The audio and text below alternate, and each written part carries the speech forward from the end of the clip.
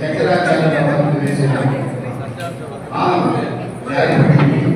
అదే మనందరికీ నిదర్శనం. అందరికీ లభించింది అని ఒక నిదర్శనం. ఈరోజు గురు పౌర్ణమి సందర్భంగా గురువు యొక్క విశిష్టత గురించి, గురువు ప్రాముఖ్యత గురించి, గురువు అంటే ఏంటి, ఎక్కడి నుంచి గురువు అనే పదం వచ్చింది అనే వాటన్నిటి గురించి మనకు చెప్పడానికి ఉప్పల దడియం భరత్ శర్మ గారు ఇక్కడికి విచ్చేస్తున్నారు. యువకుడు సుమారు 23-24 ఏళ్ళు ఉంటుందేమో. 19 సంవత్సరాలు. ఒక పండితుడు, ఘనపాడి, శతావధాని, ఎన్నో బిరుదులు ఉన్నాయి. అతని గురించి మనం చెప్పుకోవాలంటే చాలా విషయాలు ఉంటుంది. శతావధానాలు 3, అష్టావధానాలు 86. అష్టావధానాలు 86. చూడండి ఒకసారి అది ఎలా ఉంటుందో. ఇంకోటి కూడా విన్నాను, ఆన్లైన్ లో శతసహస్ర ఇది కూడా చేశారు. వారం 10 రోజుల పైన కదా, కంటిన్యూస్ గా. కారణాశక్తి కలిగిన యువకుడు, మనందరికన్నా చిన్నవాడు, ఉన్న వాళ్ళకి అందరికన్నా చిన్నవాడు. మనం చిరంజీవి అని పిలుస్తాం. ఓ చిరంజీవ భరత్ శర్మ, మా ఆహ్వానాన్ని అందించి మేము అందించిన ఈ పీఠం అధిరోహించాల్సిందిగా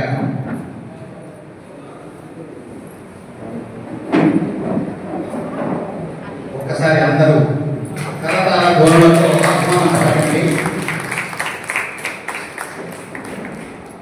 ధ్యాస పెట్టి మనమందరం వినాల్సిన పరిస్థితి. ఆయన గలం విప్పాడంటే మన ధ్యాస ఎక్కడికి పోదు, అలాగే నిలిచిపోయి ఉంటుంది. అంతటి ఘనుడు. ఎక్కువసేపు ఆయన గురించి మాట్లాడము, సమయం అయిపోతుంది. మనం అనుకునేది 7 గంటలకు అనుకున్నాం, 7:30 అయ్యింది. కాబట్టి మనమందరం కూడా స్వామి వారు ఈరోజు గురు పౌర్ణమి సందర్భంగా గురువు యొక్క విశిష్టత, గురువు యొక్క ప్రాముఖ్యత, గురువు అనే పదం ఎప్పుడు ఎక్కడి నుంచి వచ్చింది అనే అన్ని విషయాలు మనకు తెలియజేస్తారు. ఈ సందర్భంగా భరత్ శర్మ గారిని సన్మానించవలసిందిగా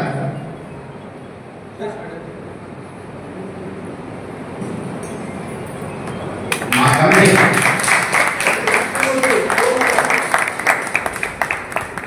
శంకరమఠం కమిటీ తరఫున ధర్మాధికారి రామ్మూర్తి గారు, రాళ్లపల్లి రామ్మూర్తి గారు వస్తానని చెప్పారు. ఆయనకు 90 సంవత్సరములు. ఆ చిన్న నిమిషంతో ఆయనకు చేత కాలేదం వల్ల రాలేకపోయాడు.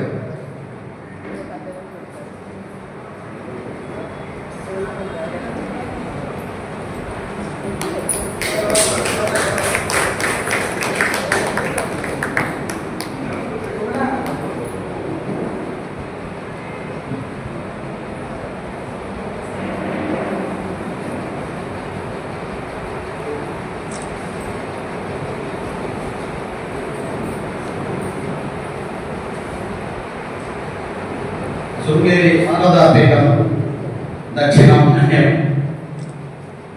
శృంగేరిలో ఉంది. ఆది శంకరుడు స్థాపించబడిన నామ్యాయ ఇటువంటి దాని తరఫున 2 శాఖలు ఉన్నాయి శృంగేరికి. అందులో ఒక శాఖ ఈ తిరుపతిలో ఉంది. ఇది ఇంత అద్భుతంగా 4 అంతస్తుల బిల్డింగ్ ఏర్పడి 30 సంవత్సరాలుగా ఇది ఉన్నదానికి వీళ్ళందరూ చాలా ముఖ్యులు. సురభి నరసింహమూర్తి గారి కొడుకు, గండ్రకోట శివరామూర్తి గారి కొడుకు మనోహర్ గారు,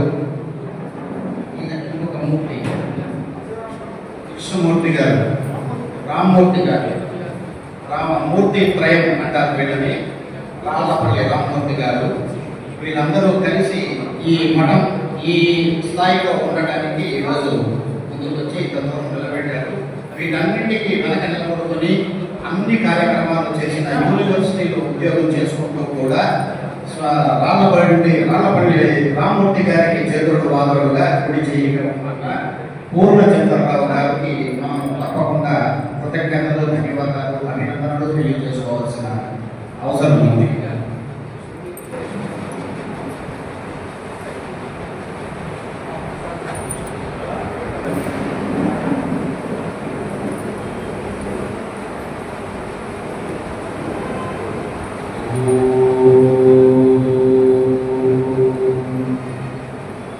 अविद्यानामन्तस्तिमिरमिहिरद्वीपनगरी जडानां चैतन्यस्तबकमकरन्दश्रुतिझरी दरिद्राणां चिन्तामणिगुणनिका जन्मजलधो निमग्नानां दंष्ट्रापुररिपुवरास्य भवति शुक्लाम्बरधरं विष्णुं शशिवर्णं चतुर्भुजं प्रसन्नवदनं ध्यायेत् सर्वविघ्नोपशान्तये। वन्दे गुरुपदद्वन्द्वमवाङ्मानसगोचरं रक्तशुक्लप्रभामिश्रम् अतर्क्यं त्रैपुरं महः नारायणं नमस्कृत्य नरं चैव नरोत्तमं देवीं सरस्वतीं व्यासं ततो जयमुदीरयेत्। श्री महागणाधिपतये नमः, श्री महासरस्वत्यै नमः, श्री गुरुभ्यो नमः। ఈ వేళ ఆషాఢ పూర్ణిమ అంటే ఈ వేళ ఆషాఢ పూర్ణిమ నాడు లోకానికంతటికీ ఆధ్యాత్మిక చైతన్యాన్ని, వైదిక జ్ఞానాన్ని అందించినటువంటి సాక్షాత్ భగవత్ స్వరూపుడైనటువంటి వేదవ్యాస మహర్షి జన్మించినటువంటి శుభదినం. వేద వాంగ్మయం ద్వారా, పురాణ వాంగ్మయం ద్వారా, బ్రహ్మసూత్రాల ద్వారా లోకానికి వేదంలో ఉండేటటువంటి గుప్త అర్థాలన్నింటినీ కూడా సారప్రాయంగా, సంగ్రహప్రాయంగా రచించి మానవులకు భారత రూపంలో, భారతం అనేటటువంటి ఇతిహాస రూపంలో అందించినటువంటి మహానుభావుడు వేదవ్యాసుడు. అందుకనే ఆయన్ని గురువుగా పూజిస్తూ ఈవేళ గురు పూర్ణిమ అనే నామంతో ఈ శుభదినాన్ని మనం పర్వదినంగా తెలుసుకుంటాం. ఈవేళ మరొక విశేషం ఇందులో కలిసి వచ్చింది. ఈవేళ గురు పూర్ణిమ, ఈవేళ గురువారం. అది అందువలన సదాశివ సమారంభాం వ్యాస శంకర మధ్యమాం అస్మదాచార్య పర్యంతాం వందే గురు పరంపరాం. మొట్టమొదట అసలు గురు పరంపరలో ఇప్పుడు మనకంటూ ఒక గురువు ఉంటాడండి. ఆ గురువుకు ఇంకో గురువు ఉంటాడు. అలా గురువునకు గురువు, గురువునకు గురువు అని తీసుకుంటే ఇక చివరికి ఎక్కడ తెగిపోవాలి అని అంటే మొట్టమొదట ఎక్కడ మొదలవ్వాలి అంటే సదాశివ సమారంభాం. ఆ సదాశివుడు పరమేశ్వరుడు మొట్టమొదటి గురువు అన్నారు. ఆయనే ఆది గురువు అని పిలుస్తారు. ఎందువల్ల ఆయన ఆది గురువు? సదాశివుడు ఎటువంటి పాఠాలు నేర్పాడు మనకు? మనం ఎప్పుడు సదాశివుని, ఆ పరమేశ్వరుని యొక్క గురుకులంలో చేరలేదు కదా అని అనుకోకూడదు. ఆ పరమేశ్వరుడు ఈవేళ మనం నేర్చుకునేటటువంటి లేదా జీవనంలో సాగించే అనేక ప్రక్రియలకు ఆయనే ఆవిష్కర్త, ఆయనే సృష్టికర్త. ఈవేళ సంగీతాన్ని పాడుతూ ఉన్నాం. ఆ సంగీతానికి మూల పురుషుడు శివుడు. ఈవేళ మృదంగాన్ని వాయిస్తూ ఉన్నారు. అటువంటి మృదంగానికి మూల పురుషుడు శివుడు. ఈవేళ అసలు ఈ విధంగా మనము వర్ణమాల, అచ్చులు, అదే విధంగా హల్లులు, వీటితో కూడినదే భాష కదా. ఇటువంటి భాషను మనం ఈవేళ మాట్లాడుతూ ఉన్నామంటే దానికి మూల కారణం కూడా శివుడే. ఏ విధంగా అంటే వృత్తావసానే నటరాజరాజో ననాదశక్తాం నవపంచవారం ఉద్ధర్తు గావస్సనగాది సిద్ధాన్ ఏతద్ విమర్శే శివసూత్రజాలం. సనక సనందరులు మొదలైనటువంటి మహర్షులందరూ కూడా కూర్చొని తపస్సు చేసుకుంటూ ఉన్నారట పర్వత గుహల్లో. వాళ్ళందరినీ అనుగ్రహించాలి కదండి. మరి సదాశివుడు అంటే ఎంతటి కరుణాస్వరూపుడు కాబట్టి వాళ్ళందరినీ అనుగ్రహించడానికి ఆయన ఏం చేశాడు, వాళ్ళందరూ ప్రత్యక్షమయ్యి తాండవం చేయడం ఆరంభించాడు. వాళ్ళ తపస్సుకు మురిసిపోయి తాండవాన్ని ఆరంభించాడు. మరి ఆయన తాండవ ప్రియుడు కదా, నాట్యానికే గురువు ఆయన. అందువలన తాండవం చేస్తుంటే చివరిలో ఏం చేశాడంట, తాండవం ముగిసే సమయంలో నవపంచవారం ఆయన చేతిలో డమరుకం ఉంటుంది. డమరుకాన్ని ఒత్తి పలకూడదండి, డమరుకం అంటే. కాబట్టి అటువంటి డమరుకాన్ని ఆయన 14 సార్లు మ్రోగించాడట. మ్రోగిస్తే ఏమైంది అంటే అందులో ఆ డమరుకం నుండి వెలువడినటువంటి నాదాలను పాణిని అనేటటువంటి మహర్షి వర్ణాలుగా గుర్తించి, ఇప్పుడు డమరుకం ఒకలాగా మోగితే ఐదు ఏవో అయ్యో హయవర లన్ యమగణనం చపై ఖడకస్ జపగణదస్ ఖవ చడద చడకౌ కపై సససర్ ఇది మాహేశ్వరాణి సూత్రాణి అన్నాడు ఆయన పాణిని. ఆ పాణిని మహర్షికి ఆ డమరుక నాదాలు ఏ విధంగా వినబడ్డాయంటే ఐదు ఇవన్నీ ఏంటి, ఆ ఈ రు రు ఇటువంటివన్నీ అచ్చులు, హయవర మొదలైనటువంటివన్నీ హల్లులు. అందువలన ఈ అచ్చులు హల్లులు ఈ వేళ మనం మాట్లాడుకునేటటువంటి వాంగ్మయం మొత్తం కూడా ఆ సదాశివుడు మనకు ప్రసాదించినటువంటి భార్య. అందువలన ఒకవైపేమో సంగీతానికి గురువు, ఇంకొక వైపేమో నాట్యానికి తాండవానికి ఆయనే ఆది గురువు. అదే విధంగా ఈ వేళ మనం మాట్లాడుకునేటటువంటి భాషకు ఆయనే మూలకారణం. అందువలన ఆయనను పరమేశ్వరుణ్ణి పరధాముని మొట్టమొదటి గురువుగా పేర్కొన్నారు. ఇక తరువాత అటువంటి గురుస్థానంలో ఆ గురు పరంపరలో సదాశివుడి తర్వాత సాక్షాత్తు భగవదంశతో జన్మించినటువంటి వ్యాస శంకర మధ్యమాం, సాక్షాత్తు వేదవ్యాసుడు. ఆ వేదవ్యాసుడు ఎటువంటి వాడు అంటే అనంతమైనటువంటి వేదవాంగ్మయాన్ని. వేదం చదవాలంటే ఇక్కడ వేదం తెలిసినటువంటి ఎందరో మహానుభావులు ఉన్నారు. వారికి అందులో ఉండేటువంటి క్లిష్టత తెలుసు. ఒక వేదాన్ని అభ్యసించాలంటే మనకు 12 ఏళ్ళు పడుతుంది. అలాగా మనకి ఎన్ని వేదాలు ఉన్నాయి? 4 వేదాలు ఉన్నాయి. సరే, ఒక వేదాన్ని అభ్యసించడానికే 12 ఏళ్ళు పడితే మరి 4 వేదాలను ఎంతకాలంలో అభ్యసించాలండి అంటే కేవలం కంఠస్థీకరణ గురించి చెబుతున్నాను. ఒక వేదాన్ని కంఠస్థం చేయాలి మర్చిపోకుండా అంటే 12 ఏళ్ళు పడుతుంది. అలాగా 48 ఏళ్ళు వేసుకుంటే 4 వేదాలు కంఠస్థం మాత్రం చేయగలరు. మరి దాన్ని అర్థం తెలుసుకోవాలంటే దానికి 2 రెట్లు అంటే అక్కడికే 10 ఏళ్ళు అయిపోయాయి. కాబట్టి మానవుడు ధరించేది ఎప్పుడు, వేదంలోని విషయాలను తెలుసుకునేది ఎప్పుడు. అందువలన ఇటువంటి కలియుగంలో మానవులకు అంత ఆయుష్ ఉండదు. అందువలన సాక్షాత్తుగా భగవంతుడైనటువంటి శ్రీమన్నారాయణుడు వేదవ్యాసుడిగా భూమి మీద అవతరించి వేద వాన్మయాన్ని మొత్తం 4గా విభజించి తన 4 శిష్యులకు ఒక్కొక్క వేదాన్ని అప్పగించి వాళ్లను ఈ భూమి మీద ఈ వేదాలను ప్రచారం చేయండి అని ఆదేశించాడు. అందుకనే భాగవతంలో పైరుండు ఋగ్వేద పఠనంబు దొరకనే సాంబు జైమిని చదువుతుండే యజువు వైశంపాయన అఖ్యుండు పఠించే తుదనధర్మము సుమంతుడు పఠించే. ఋగ్వేదము అన్నారు మొట్టమొదటి వేద భాగాన్ని. ఆ ఋగ్వేదాన్ని పైరుడు అనేటటువంటి వ్యాసుడి శిష్యుడికి అప్పగించాడు. అదేవిధంగా యజుర్వేదాన్ని వైశంపాయనుడు అనేటటువంటి మహర్షికి ఆ వ్యాసుడి శిష్యుడికి అప్పగించారు. అదేవిధంగా సామవేదాన్ని జైమిని అనేటటువంటి మహర్షి, మనకు జైమిని భారతం అనేటటువంటి పేరు కూడా వింటూ ఉంటాం.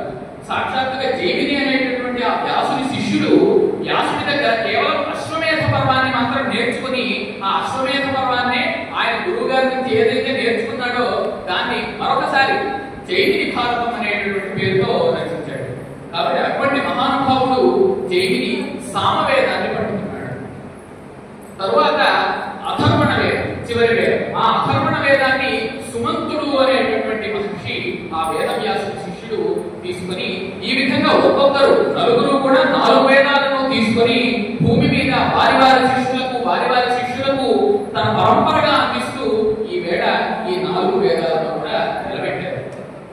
అటువంటి పరంపరలో భాగంగానే ఆ ఆ వేదవ్యాసుని యొక్క పరంపరను కొనసాగిస్తూ సాక్షాత్తుగా శంకర సాక్షాత్ అన్న విధంగా భూమి మీద ఆదిశంకరాచార్యుల వారు అవతరించి 4 వేదాలకు భారతదేశంలో 4 విభాగాల్లో 4 ఆమ్నాయ పీఠాలను సంస్థాపించి ఆ ఆదిశంకర భగవత్పాదుల వారు భక్తులందరినీ కూడా అనుగ్రహించారు.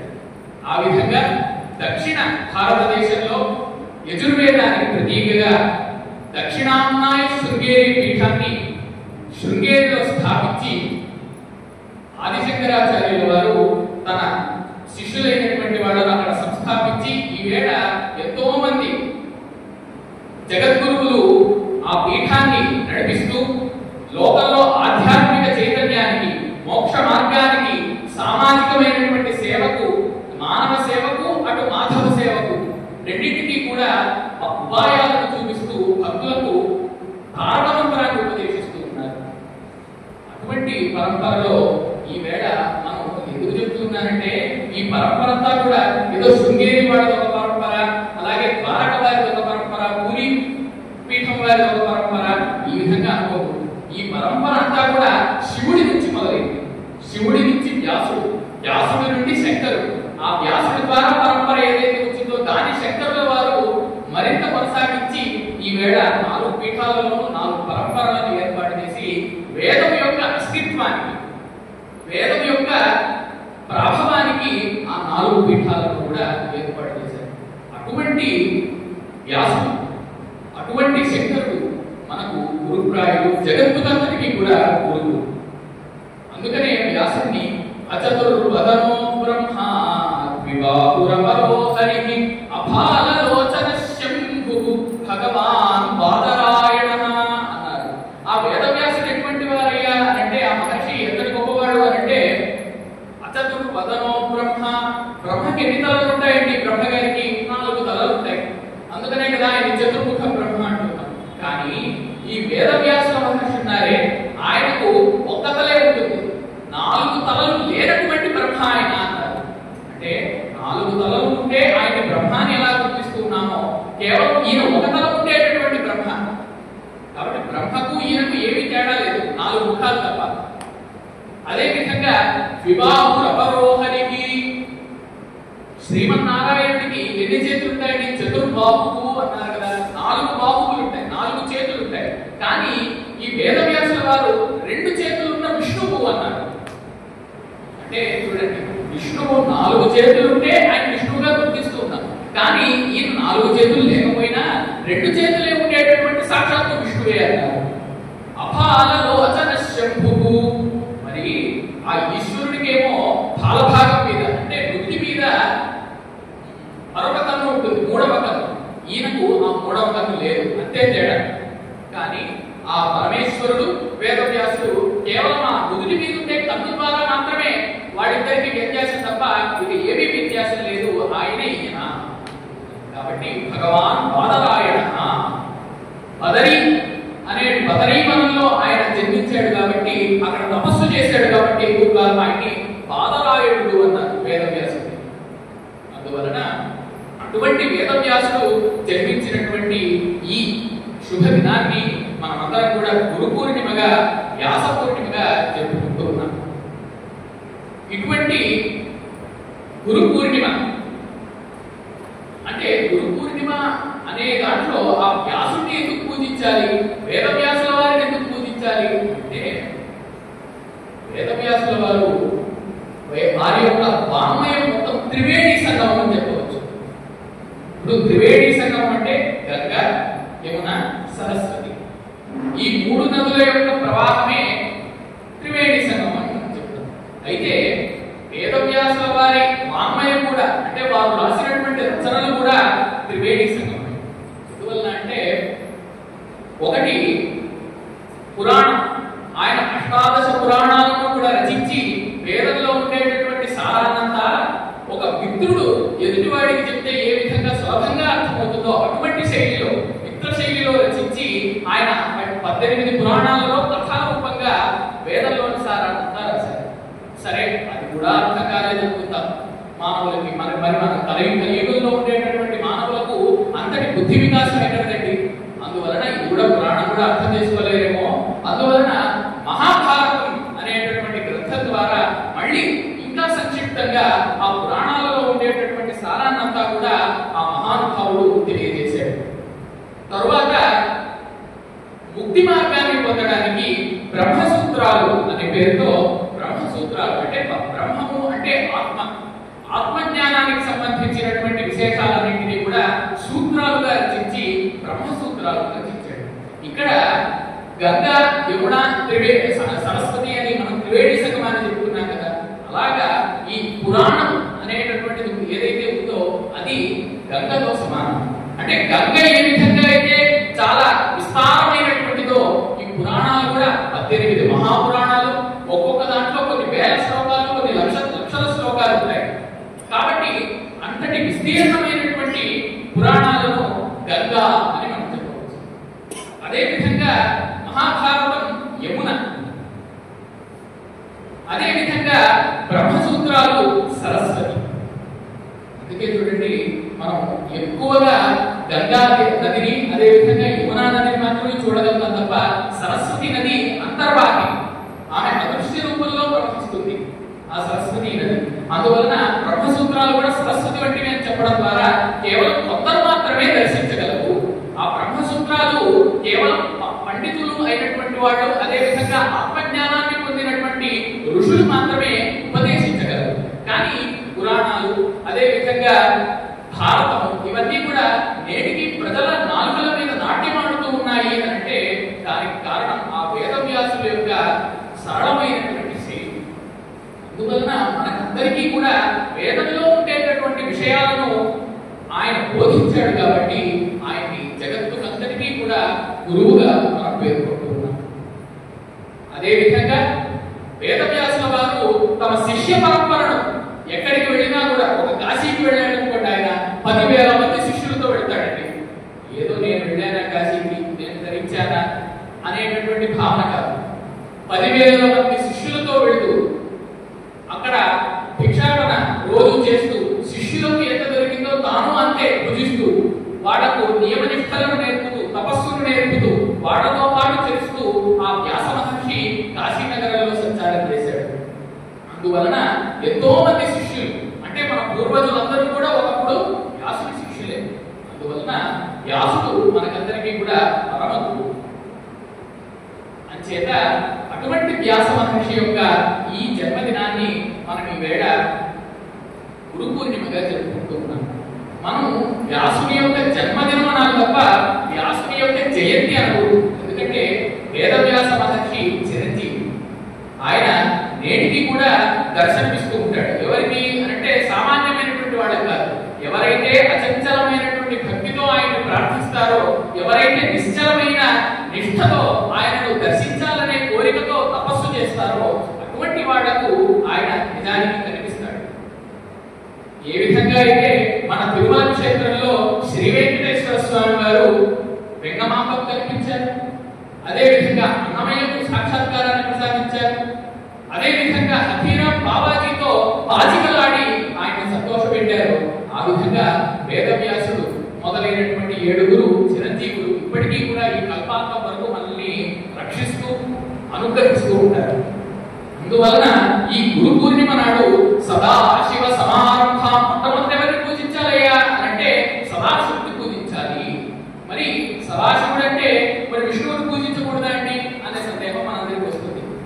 అందువలన మనం రోజు ప్రార్థన చెప్పుకునేటువంటి శ్లోకం ఏమిటంటే గురువుకి, గురుర్ బ్రహ్మ గురుర్ విష్ణు గురుర్దేవో మహేశ్వర గురు సాక్షాత్ పరం బ్రహ్మ తస్మై శ్రీ గురవే నమః. గురువే బ్రహ్మ, గురువే విష్ణువు, గురువే శివుడు, గురువే సాక్షాత్తు పరబ్రహ్మ కూడా, పరమాత్మ కూడా. అటువంటి గురువుకి నమస్కారం. మరి ఇందులో ఏముందండి అని అంటారు. ఇక్కడ చూడండి, గురువే విష్ణువు అన్నారు, గురువే శివుడు అన్నారు. అంటే ఇప్పుడు విష్ణువు శివుడు ఒకరే అయిపోయారు. విష్ణువు గురుడే, శివుడు గురువే. కాబట్టి ఇప్పుడు విష్ణువు గురువే అయిపోయాడు, శివుడు గురువే అయిపోయాడు. అందువలన ఇక్కడ విష్ణువుకు శివుడికి మధ్య కూడా అద్వైతాన్ని చెబుతోంది శ్లోకం. అది మనం ఇందులో అంతర్లీనంగా అర్థం చేసుకోవాల్సినటువంటి విషయం. కాబట్టి సదాశివుడిని పూజించాలంటే విష్ణువును పూజించాలి, అదే కాబట్టి వాళ్ళిద్దరూ ఒకే స్వరూపంతో ప్రళయకాలంలో లయకాలంలో ఏమో శివుడిగా, అదే పరమాత్ముడు స్థితి కాలంలో విష్ణువుగా, అదే పరమాత్ముడు సృష్టి కాలంలో బ్రహ్మగా మనందరినీ కూడా పుట్టిస్తూ పోషిస్తూ లయింపజేస్తూ మనల్ని అనుగ్రహిస్తూ ఉంటాడు. అందువలన అసలు ఎందుకంటే ఒక విషయాన్ని మనం గమనిస్తే, ఇప్పుడు శివుడు విష్ణువు ఈ విధంగా నిలువునామాలను ధరిస్తాడు కదండి. అందరూ మనం చూసుకున్నాం. ఇక్కడ ఇంతసేపు సత్యనారాయణ స్వామి గారిని మనం ఎంతో భక్తి శ్రద్ధలతో పూజించుకున్నాం. నారాయణుడు శ్రీమన్నారాయణుడు నిలువునామాలను ధరిస్తాడు, 3 నామాలు. ఎందుకు ధరిస్తాడండి? శివస్య హృదయం విష్ణు, విష్ణోశ్చ హృదయం శివ. శివుడు ఎప్పుడు విష్ణువును ధ్యానిస్తూ ఉంటాడు, విష్ణువు ఎప్పుడు శివుడిని ధ్యానిస్తూ ఉంటాడు. అసలు శ్రీరామ రామ రామేతి రమే రామే మనోరమే సహస్రనామ తస్తుల్యం రామనామ వరాననే అని శ్లోకం ఉపదేశించింది ఎవరు? శివుడు. శివుడు పార్వతీదేవికి రామనామాన్ని ఉపదేశించాడు. అందువలన ఏ విధంగా అయితే విష్ణువు నిలువునామాలను ధరిస్తాడో ఆ నిలువునామాలు శివుడికి ప్రతీక. ఏ విధంగా అంటారు, శివుడు త్రిశూలాన్ని ధరిస్తాడు కదండి. ఆ త్రిశూలం ఏ ఆకారంలో ఉంటుందండి? ఈ ఆకారంలోనే ఉంటుందా? కాబట్టి నేను ఎప్పుడు శివుడే నామ బుద్ధిలో ధ్యానిస్తానయ్యా అని చెప్పడానికి ఆయన ఈ విధంగా నామాలను ధరిస్తాడు. మరి శివుడే మన తక్కువ, ఆయన ఎప్పుడు విష్ణువునే ధ్యానిస్తూ ఉంటాడు. అందుకనే ఈ విధంగా అడ్డనామాలను ధరిస్తూ ఉంటాడు. ఆయన నిలువునామాలను ధరిస్తే ఈయన అడ్డనామాలను ధరిస్తూ ఉంటాడు. ఏ విధంగానండి అది విష్ణువుకు చిహ్నం అని అంటారు. విష్ణువుకు శంఖము కూడా ఒక ఆభరణం కదండి. ఆయన ఎప్పుడు చక్రాన్ని ధరిస్తాడు, శంఖాన్ని ధరిస్తాడు. శంఖంలో మీరు చూసినట్లయితే చివర కింది భాగంలో 3 రేఖలు ఇలా ఉంటాయి అడ్డంగా. అటువంటి విష్ణువు ధరించే శంఖానికి గుర్తుగా శివుడు అడ్డంగా నామాలను తీర్చిదిద్దుకొని విష్ణువును ధ్యానిస్తూ ఉంటాడు. కాబట్టి మనం నిత్యము కూడా గురువులుగా శివుణ్ణి ప్రార్థిస్తూ, అదే విధంగా కృష్ణం వందే జగద్గురు అని చెప్పినట్లుగా జగద్గురువుగా ఆ కృష్ణుని మనం కీర్తిస్తూ, వాడి తర్వాత పూజించవలసినటువంటి ఆ వ్యాస భగవాను. ఆ వ్యాస భగవాను పూజించిన తర్వాత సాక్షాత్తుగా శ్రీమద్ శంకరాచార్యుల వారిని సంస్మరించుకోవాలి. తరువాత అస్మదాచార్య పర్యంత, సరే సదాశివుని పూజించాం, వెంకటేశ్వర స్వామిని పూజించాం, అదే విధంగా వ్యాసుని శంకరుని కూడా పూజించాం. ఇక తరువాత ఏమన్నంటే ఈ వేళ ఈ జన్మలో మనకు మొట్టమొదటిగా చదువును కానీ జీవనాన్ని కానీ నేర్పినటువంటి గురువులను స్మరించుకోవాలి. అందుకే గురుగీతలో మాట చెప్తారు, ఎవరండి గురువు అని అంటే ఒక్క అక్షరం నేర్పిన వాడు కూడా గురువే అన్నారు. అందుకని ఏదో మనకు మోక్షాన్ని ప్రసాదించేటటువంటి వాడు మాత్రమే నిజమైన గురువు, ఏదో మనకు చదవడం రాయడం నేర్పించిన వాడంతా గురువులు కాదు అనే భావన ఉంచుకోకూడదు. ఎందుకంటే ఈ వేళ గురువు అనే పదానికి చాలా విపరీతమైన అర్థం వచ్చింది. ఎందుకంటే మిగిలినటువంటి అనేక పదాలు వాడుకలోకి వచ్చాయి. కొంతమందిని శిక్షకులు అంటున్నాం, కొంతమందిని ఉపాధ్యాయులు అంటున్నాం, కొంతమందిని అధ్యాపకులు అంటున్నాం, కొంతమందిని ఆచార్యులు అంటున్నాం, కొంతమందిని గురువులు, ఆపై జగద్గురువులు అంటున్నాం. మరి వీళ్ళందరికీ తేడా ఉందా అంటే ఆ పదాలలో వాళ్ళు చేసేటటువంటి కర్తవ్యాలలో వాళ్ళ లక్ష్యాలలో తేడా ఉందే తప్ప వాళ్ళందరినీ గురువులు అనడానికి ఎటువంటి ఇబ్బంది లేదు. ఎందుకంటే సాక్షాత్తు శంకరాచార్యుల వారు చెబుతారు, ఎవరంటే గురువు? ఓ గురువు కహ గురువు అంటే ఎవరు గురువు అంటే అధీత తత్వ, అధిగత తత్వ. ఎవరికైతే తత్వం తెలుసో, తత్వం అంటే పరబ్రహ్మ తత్వం, ఆయన గురువు అన్నారు. అదే విధంగా నీకు తత్వం తెలిస్తే మాకేమిటో ఉపయోగం అని అంటారు కదండి. కాబట్టి అధిగత తత్వ, నీకు తత్వము తెలుసుండాలి. శిష్య హితైక చింతక, శిష్యుల హితాన్ని కోరేటటువంటి వాడే గురువు అన్నారు. ఎప్పుడు కూడా శిష్యులకు ఉన్నతి కలగాలి. శిష్యులకు ఏ విధమైన మంత్రమిస్తే వాళ్ళు తమ జీవనాన్ని సాగించగలుగుతారు అనే శిష్యులకు హితాన్ని ఎప్పుడు కూడా చింతన చేస్తూ వాళ్లకు హితాన్ని కలిగించేటటువంటి వాడే గురువు అన్నారు. కాబట్టి గురువుకి 2 లక్షణాలు, ఒకటి తత్వము తెలిసినటువంటి వాడు, అదే విధంగా శిష్యుల హితాన్ని ప్రసాదించేటటువంటి వాడు గురువు అన్నారు శంకరాచార్య వారు. అటువంటి శంకరాచార్య వారు గోవిందం భజ గోవిందం గోవిందం భజ మూఢమతే సంప్రాప్తే సన్నిహితే కాలే నహి నహి రక్షతి విక్రీకరణే అన్నారు. అంటే భజ గోవిందం, గోవింద గోవింద గోవింద అనేటువంటి మాట చెప్పవయ్యా. నేనేదో 7 కొండలు ఎక్కి ఓ 3-4 గంటలు మెట్లెక్కి కాళ్ళు అరిగిపోయేలాగా ఎక్కి అక్కడ దర్శనం చేసుకుంటేనే పుణ్యం అని చెప్పలేదు. భజ గోవిందం, గోవింద అంటే గోవింద గోవింద గోవింద సులభం అండి. ఇంతే. ఈ విధంగా రోజు అనుకుంటూ మన ప్రతినిత్యం కార్యాలలో గోవింద అన్నంత మాత్రాన కాదు, మనకు రావాల్సినటువంటి పుణ్యం వస్తుంది, రావాల్సినటువంటి మోక్షం వస్తుంది. అయితే ఈ గోవిందాన్ని ఏ విధంగా అనాలి? భజ గోవిందం భజ గోవిందం గోవిందం భజ మూఢమతే అన్నారు. అంటే నేను చాలా అజ్ఞాని, నాకేమీ తెలియదు, కాబట్టి దేవుడా నీవే నన్ను రక్షించాలి అనేటటువంటి భావనతో చేయాలి తప్ప నేను శతావధాని అవధాన బాలభాస్కరుడిని ఈవేళ ప్రవచనం చెప్పడానికి వచ్చాను, గోవింద నాకు ఆశీర్వదించు అనకూడదు. అందువలన ఎటువంటి విషయము తెలియని వాడిగా దేవుడి ముందు నిత్యం కూడా శరణాగతి భావం అంటారు. అంటే సంపూర్ణంగా ఆయన పాదాల మీద ఆశ్రయింపబడడం, నాకు ఏమీ తెలియదు అనేటటువంటి అజ్ఞానాన్ని ప్రదర్శించడం. ఇదే శంకరులు వారు చెప్పినటువంటిది. అంటే ఒక ముగ్ధమైనటువంటి భక్తి. ఎందుకంటే ఏమీ తెలియనటువంటి కన్నప్ప తిన్నడం కూడా ధరించడా లేదా? కేవలం ఆ శివుడికి మాంసాన్ని నివేదించి నువ్వు తినవైనట్టు తిన్నాడా లేదా? అంటే అక్కడ కావలసినటువంటిది భక్తి తప్ప ఆడంబరం కాదు. కాబట్టి సంప్రాప్తే సన్నిహితే కాలే నహి నహి రక్షతి విక్రీకరణే. డుకురీకరణే అంటే వ్యాకరణంలో అదొక ధాతు అండి. డుకురీకరణే అంటే కరోతి అంటే చేయడము అని అర్థం అన్నమాట. వచ్చేటటువంటి కాలంలో నువ్వు ఇప్పుడు గోవిందుని భజించలేదనుకో, వచ్చేటటువంటి కాలంలో ఊరికే డుకురీకరణే అనేటువంటి ధాతువులను వల్ల వేసుకుంటూ వ్యాకరణాన్ని వల్ల వేసుకుంటూ ఉంటే నిన్నది కాపాడుతుందా గోవిందుని భజించకపోతే? అంటే దాని అర్థం ఏమిటంటే ఈవేళ మనం అనేక చదువులను చదువుతున్నాం. ఇక్కడ మనం ఒక విషయం గుర్తుపెట్టుకోవాలండి, చదువు వేరే విద్య వేరే. మనం రెండు ఒకటే అనుకుంటాం. చదువు విద్య పర్యాయ పదాలు కదండి, కాదు.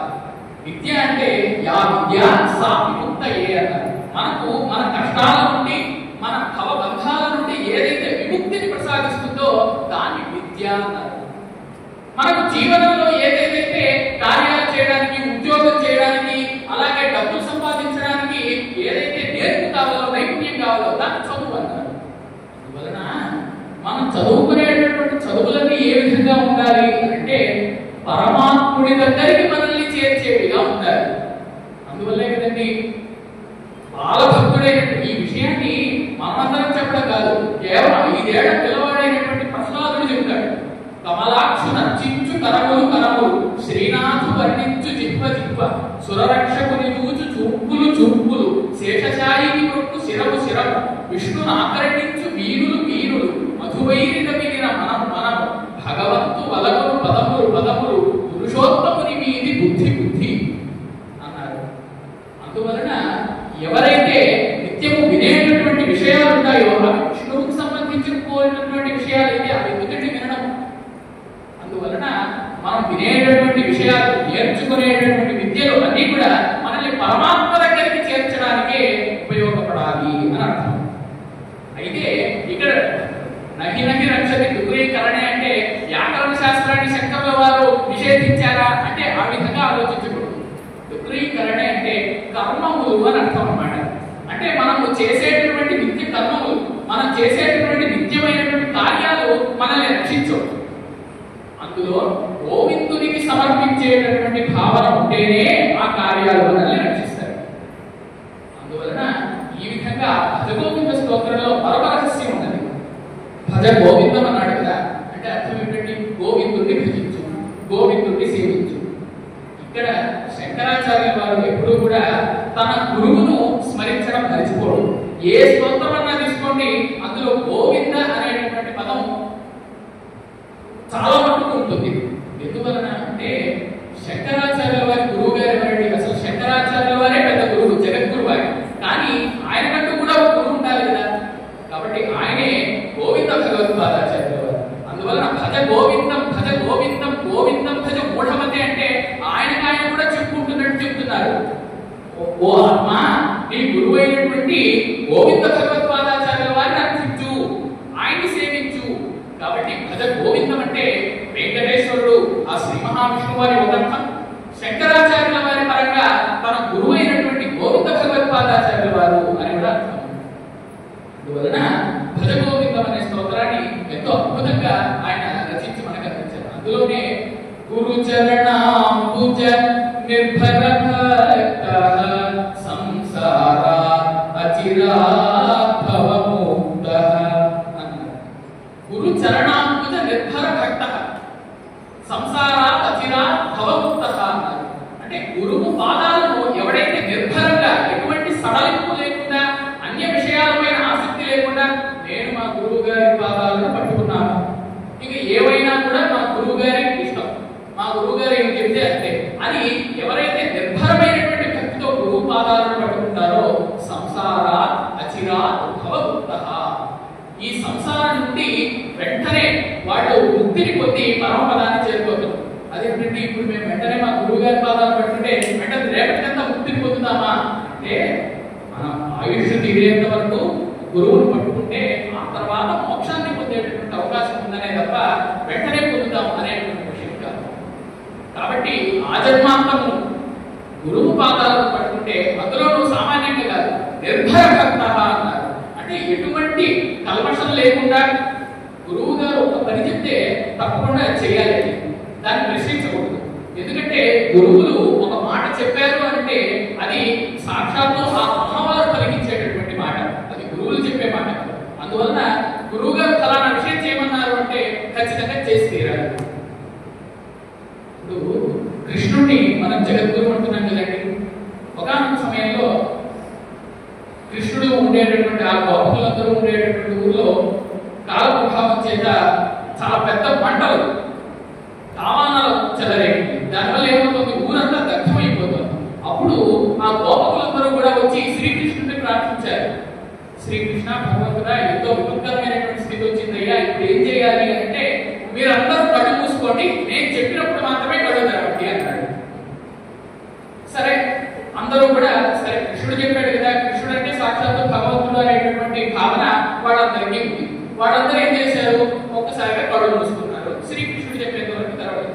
కానీ మధ్యలో ఎవడో ఒకడు ఉన్నాడు కదా ఆకతాయి, వాడు ఏం చేశాడు, కొద్దిగా ఒక్కను మాత్రం తెరిచి చూడడం మొదలు పెట్టాడు. శ్రీకృష్ణుడు ఏం చేస్తాడా, ఆ సమయంలో ఒక్కసారిగా శ్రీకృష్ణుడు ఆ దావానలంతా కూడా అగ్నినంతా కూడా చేతిలోకి తీసుకొని ఏదో కుప్పిలించినట్టుగా మింగేశాడు. అంతటి అగ్నినంతా ఇవి చూసిన వెంటనే ఒక్కసారిగా ఏమైంది, ఆ కృష్ణుడు అక్కడ ఉండేటువంటి గోపకులందరినీ కూడా ద్వారకు తీసుకువెళ్ళిపోయాడు. కానీ ఇతడున్నాడే ఆకతాయి, ఎవరైతే చెప్పిన పని చేయలేదో అతను మాత్రం అక్కడే ఉండిపోయాడు. బాగా కష్టంగా చచ్చింది, చివరికి నడుచుకుంటూ రావాల్సి వచ్చింది అంత దూరం.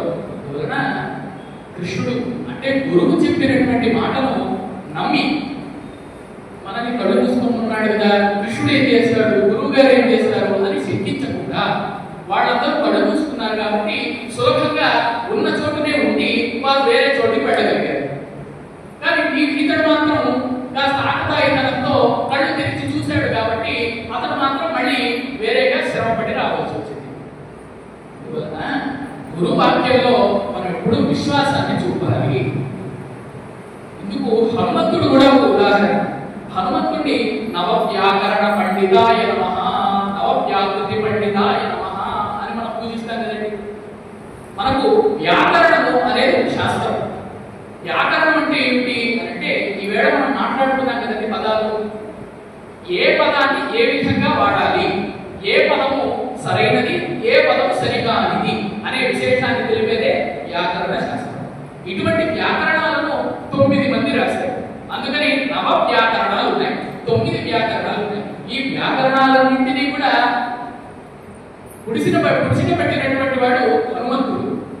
అటువంటి హనుమంతుడు ఏ గురువు దగ్గర నేర్చుకున్నాడండి విశేషాలన్నింటినీ, జ్ఞానాన్ని ఏ గురువు నుంచి పొందాడు అంటే మనకు రోజు కనిపించేటటువంటి ప్రత్యక్ష దైవమైన సూర్య భగవాను నుంచి హనుమంతుడు జ్ఞానాన్ని పొందాడు.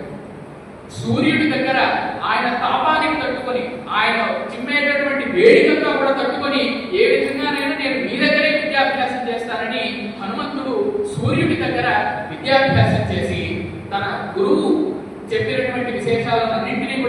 పొంది చివరికి సుగ్రీవుడి దగ్గర మంత్రిగా చేరి ఆ తర్వాత రాముడిని పొంది ఆ తర్వాత రాముడినే నమ్ముకొని ఈవేళ చిరంజీవిగా రామభక్తాగ్రేసరుడిగా విరాజిల్లుతూ ఉన్నాడు.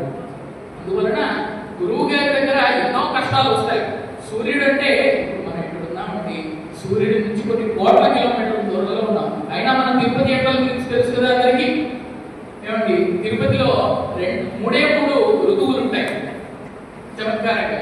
ఏమిటవి అంటే ఒకటి సమ్మర్, ఇంకొకటి సెమీ సమ్మర్, మూడవది సూపర్ సమ్మర్. కాబట్టి 3 ఋతువులు ఉండేవి తిరుపతిలో. అందువలన మన తిరుపతిలో ఉంటేనే ఈ విధంగా ఎండ ఉంది అంటే వేడి ఉందంటే ఇది సాక్షాత్తు సూర్యుడు చుట్టూ తిరుగుతూ ఆంజనేయ స్వామి విద్యను అభ్యసించాడంటే ఆయన ఎంత తట్టుకున్నాడో ఆలోచించాలి. అందువలన అటువంటి గురుకుల క్లిష్టత, గురుకుల వాసం చేయడం అంటే అది సామాన్యమైన విశేషం కాదు. ఒకప్పుడు 8 ఏళ్ళు నిండగానే పిల్లవాడిని ఉపనయన సంస్కారాలను చేసి గురువు దగ్గరికి పంపించేవారు. అతను మళ్ళీ మొత్తం చేసిన తర్వాత ఆ గృహస్థాశ్రమానికి ఇతడు అర్హుడు, ఇతడు నేర్చుకోవాల్సిన విద్య అంతా పూర్తయింది అన్నప్పుడు గురువు గారు తిరిగి ఆ అబ్బాయిని పంపించేవారు. ఒక 12 ఏళ్ళు 13 ఏళ్ళు గురుకుల వాసం చేసి. అందుకే సంస్కృతంలో మురారి అనే కవి ఉంటాడు. ఆ మురారి అనే కవి ఏం చెప్తాడంటే సారం తుసారస్వతం దేవీ వాచం వాసతే భగవత సారం తుసారస్వతం జానీతే నితరామసౌ గురుకుల క్లిష్టో మురారి కవి. సరస్వతీ దేవిని చాలా మంది ప్రార్థిస్తారు. నేను ప్రార్థించరా, నా పక్కన ఉండేవాడు ప్రార్థించరా, నా ఎదురు ఉండేవాడు ప్రార్థించరా? సరస్వతీ దేవిని చదువు కోసం అందరూ ప్రార్థిస్తారు. కానీ దేవి వాచ ఉపాసనే బహవః చాలా మంది ప్రార్థిస్తారు. కానీ నిజంగా ఆ చదువులో ఉండేటటువంటి సారం, విద్యలో ఉండేటటువంటి సారం ఎవరికి తెలుస్తుంది అంటే జానీతే నితరామసౌ గురుకుల క్లిష్టో మురారి కవి. గురుకులంలో గురువు గారికి సేవ చేసి చేసి చేసి ఎన్నో క్లేశాలను అనుభవించి కూడా గురువు గారి పాదాలనే పట్టుకున్నటువంటి ఈ మురారి అనే కవికి మాత్రమే తెలుసయ్యా అసలు చదువులో లోతు ఏమిటో అన్నాడు. దానికి ఏ విధంగా చెప్తూ ఉన్నాడంటే సముద్రం ఉంది కదండి, రామేశ్వరం నుండి లంకకు వెళ్ళడానికి వానర సైన్యం అంతా కూడా సముద్రం మీద ఏం చేశారండి, వంతెన కట్టారు. రామసేతు అంటారు. వాళ్ళకేం తెలుస్తుందండి సముద్రం లోతు? నిజంగా సముద్రంలో దిగి క్షీరసాగర మథనానికి ద్రవంగా ఉపయోగపడినటువంటి మందర పర్వతం ఉందే దానికి తెలుసండి సముద్రపు లోతు అన్నాడు. కాబట్టి సముద్రం పైన నుండి కట్టినటువంటి సేతువుకు సముద్రం లోపలి వరకు దిగినటువంటి ఆ మందర పర్వతానికి ఎంత తేడా ఉందండి. అందువలన ఎవరైతే ఆ లోతును, విద్యలో లోతును ఎవరు చూడగలుగుతారు అంటే గురువును నమ్మి గురుకుల వాసం చేసి గురువు చెప్పిన విషయాలను శ్రద్ధతో వింటూ గురువు మీదే పరిపూర్ణమైన విశ్వాసాన్ని కలిగిన వాడు మాత్రమే గురువు గారిని వాళ్ళ యొక్క అనుగ్రహాన్ని పొందగలుగుతారు. అందువలన దేవి భాగవతం అనేటటువంటి మనకు పురాణం ఉన్నది, చాలా ప్రసిద్ధమైనటువంటి పురాణం. భాగవతం ఒకటి కృష్ణ భాగవతం, ఇంకొకటి దేవి భాగవతం. రెండింటిలోనూ 12 స్కంధాలు ఉంటాయి. ఆ దేవి భాగవతంలో అనేక గాథలు ఉన్నాయి, అనేక చరిత్రలు ఉన్నాయి. అటువంటి దాంట్లో గురువు ప్రాముఖ్యం ఏమిటి అని తెలిపేటటువంటిది ఒక గాథ ఉన్నది. జాగ్రత్తగా వినాలి అందరూ కూడా. గురువు ద్వారా నేర్చుకునేటువంటి విద్యకు ఎంత గొప్పదనం ఉంటుంది అని ఈ గాథ మనకు తెలియజేస్తుంది. భరద్వాజుడు అనేటటువంటి మహర్షి ఉన్నాడు. మనందరికీ తెలుసు కదండి, కొంతమంది భారద్వాజ గోత్రం ఉంటుంది. ఆ భరద్వాజుడు అనేటటువంటి మహర్షి చాలా గొప్పవాడు. ఆయనకు రైభ్యుడు అనే ఒక మిత్రుడు ఉన్నాడు. ఆ రైభ్యుడు కూడా చాలా గొప్ప మహర్షి. అయితే భరద్వాజుడికి 2 కొడుకులు ఉన్నారు, 2 పుత్రులు ఉన్నారు. అదే విధంగా రైభ్యుడికి ఒక పుత్రుడు ఉన్నాడు. ఈ భరద్వాజుడి పుత్రులంతా ఏమిటి 2 అంటే జన్మతః చాలా మంచి గుణాలు గలవారు, బాగా గురువు గారి దగ్గర బాగా మంచి పాండిత్యాన్ని సంపాదించినటువంటి వాడు. గురువులను సేవించి వాళ్ళకు ఎంతో సేవ చేసి వాళ్ళు జ్ఞానాన్ని పొందినటువంటి ఆ 2 పుత్రులు కూడా భరద్వాజుడి పుత్రుడు.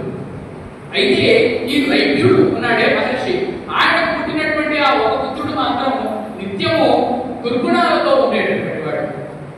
చిన్నప్పుడు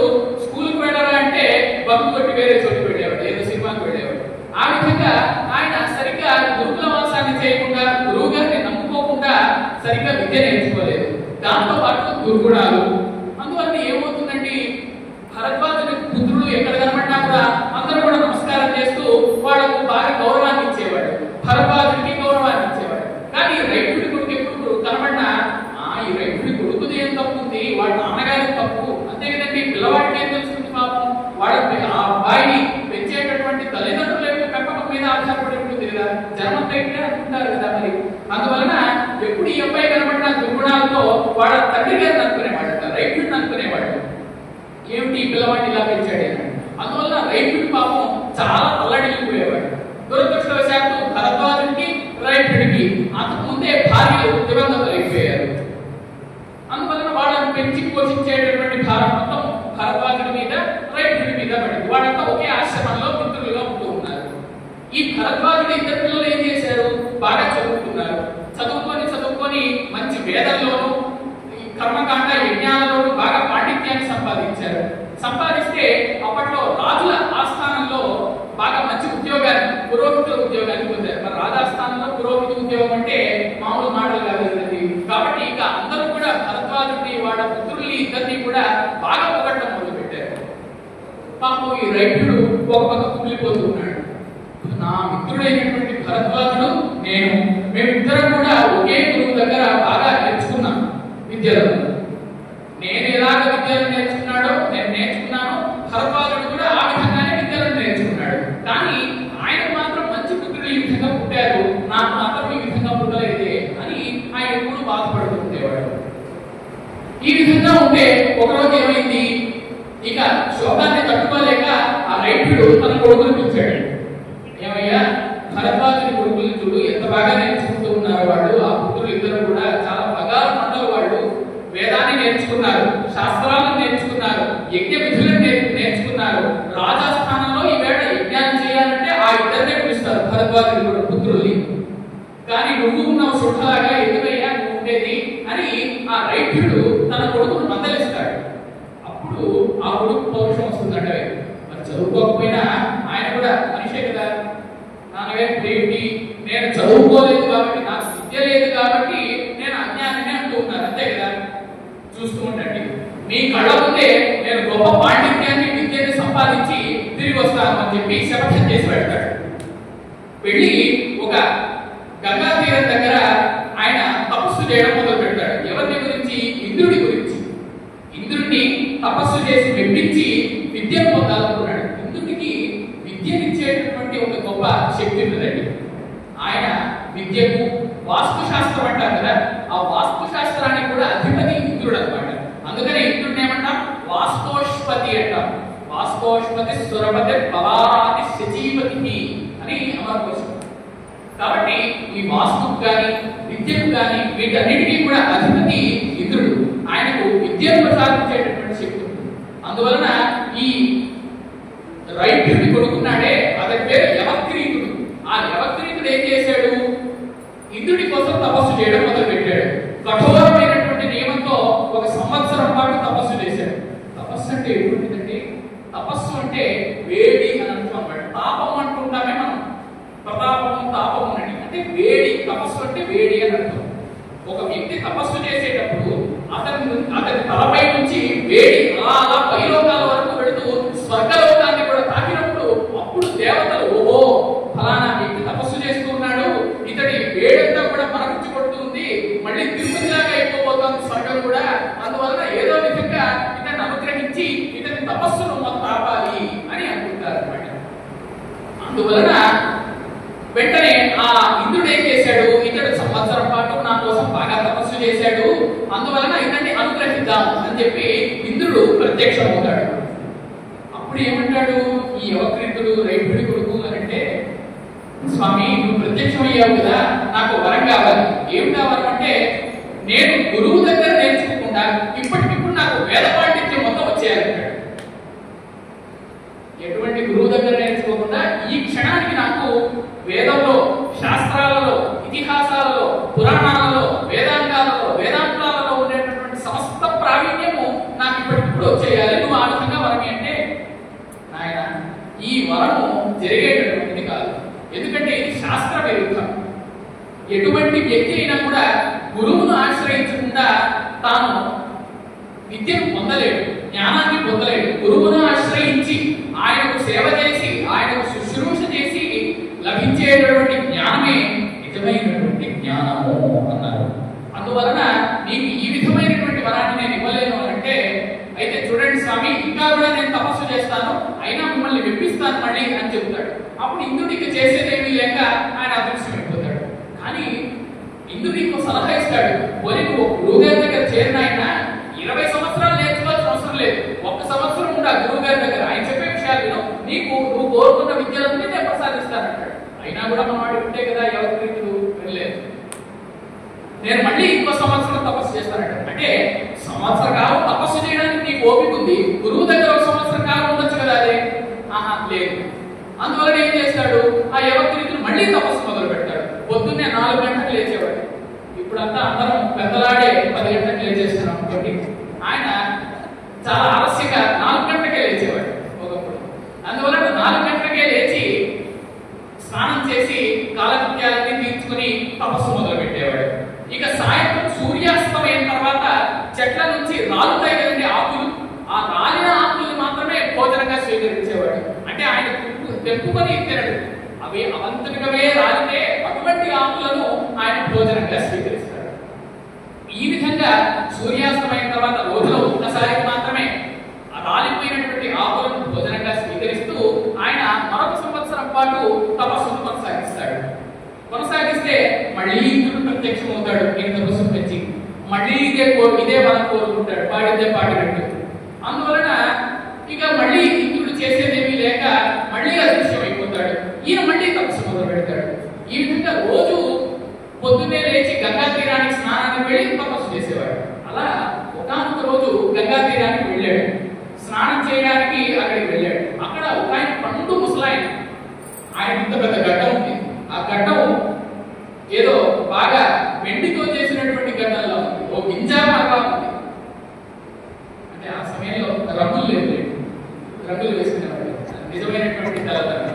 అందువలన అటువంటి పండు ముసలివాడు ఒక ఆయన మహానుభావుడు, చాలా జ్ఞానబుద్ధుడిగా వయోవృద్ధుడిగా ఆ గంగా తీరంలో ఏం చేస్తూ ఉన్నాడట, గంగా నదిలోకి ఇక్కడ తీరంలో ఉండేటటువంటి ఇసుకను పిడికిలతో తీసుకొని వేస్తున్నాడట. ఏం చేస్తున్నాడో అర్థం కాలేదు. ఒక్కసారిగా ఎవరికి రైట్ తిరిగి, ఏమయ్యా పెద్ద ఆయన, నువ్వేం చేస్తున్నావయ్యా, గంగా తీరంలోకి ఈ ఇసుకనెందుకు ఒక్కొక్కసారి తీసి వేస్తూ ఉన్నావు పిడికిలతో అంటే, నేను ఈ గంగా తీరాన్ని దాటడానికి నాకేమో వయసు అయిపోయింది కదా, అందువల్ల ఇలా ఇసుక వేస్తూ వంతెన కడదామని అనుకుంటున్నాను అంటాడు ఆ పెద్ద ఆయన. కాబట్టి ఒక్కొక్క పిడికిలి తీస్తూ గంగా నదిలో మట్టి వేస్తూ వంతెన కడదామని అనుకుంటున్నాడు. పెద్ద ఆయన, ఎందుకయ్యా ఇలా చేస్తూ ఉన్నావు, ఎక్కడైనా కూడా వంతెన కట్టాలంటే ఏం చేయాలి, ముందు నదిలో పునాది వేయాలి, ఆ పునాది మీద స్తంభాలను వేయాలి, ఆ స్తంభాల మీద వంతెన కట్టాలి. ఇలా చేయకుండా పునాది లేకుండా వంతెన కట్టాలంటే ఎలా వేయాలంటే, ఓరి వెరివాడ నేను చెప్పేది అదేనా, గురువు లేకుండా నువ్వెలా విద్య నేర్చుకున్నావు అనుకున్నాడని ఒక్కసారిగా వయోవృద్ధుడు ఇంద్రుడు అవుతాడు. ఆ వయోవృద్ధుడు ఎవడు, ఇంద్రుడే. మారువేషంలో వచ్చి ఈ విధంగా బోధిద్దామని, నువ్వు చెప్పిందే నేను చెప్తున్నానయ్యా, పునాది ఉండాలి, జ్ఞానం పొందాలంటే విద్య పొందాలంటే లేదా బలందానం పొందేది కాదు, అది గురువు అనేటటువంటి పునాది కావాలి. దాని మీద నువ్వు విద్య అనేటటువంటి వంతెన కట్టుకోవాలి. కాబట్టి ఎటువంటి గురువు అనే పునాది లేకుండా నువ్వు ఎలా విద్యను పొందాలనుకుంటున్నావు అంటే, ఈయన మళ్ళీ కూడా ససేమిరా ఒప్పుకోలేదు యవక్రీతుడు. అందుకని ఇటువంటి గుండిగటాన్ని మనం ఏం చేయలేము.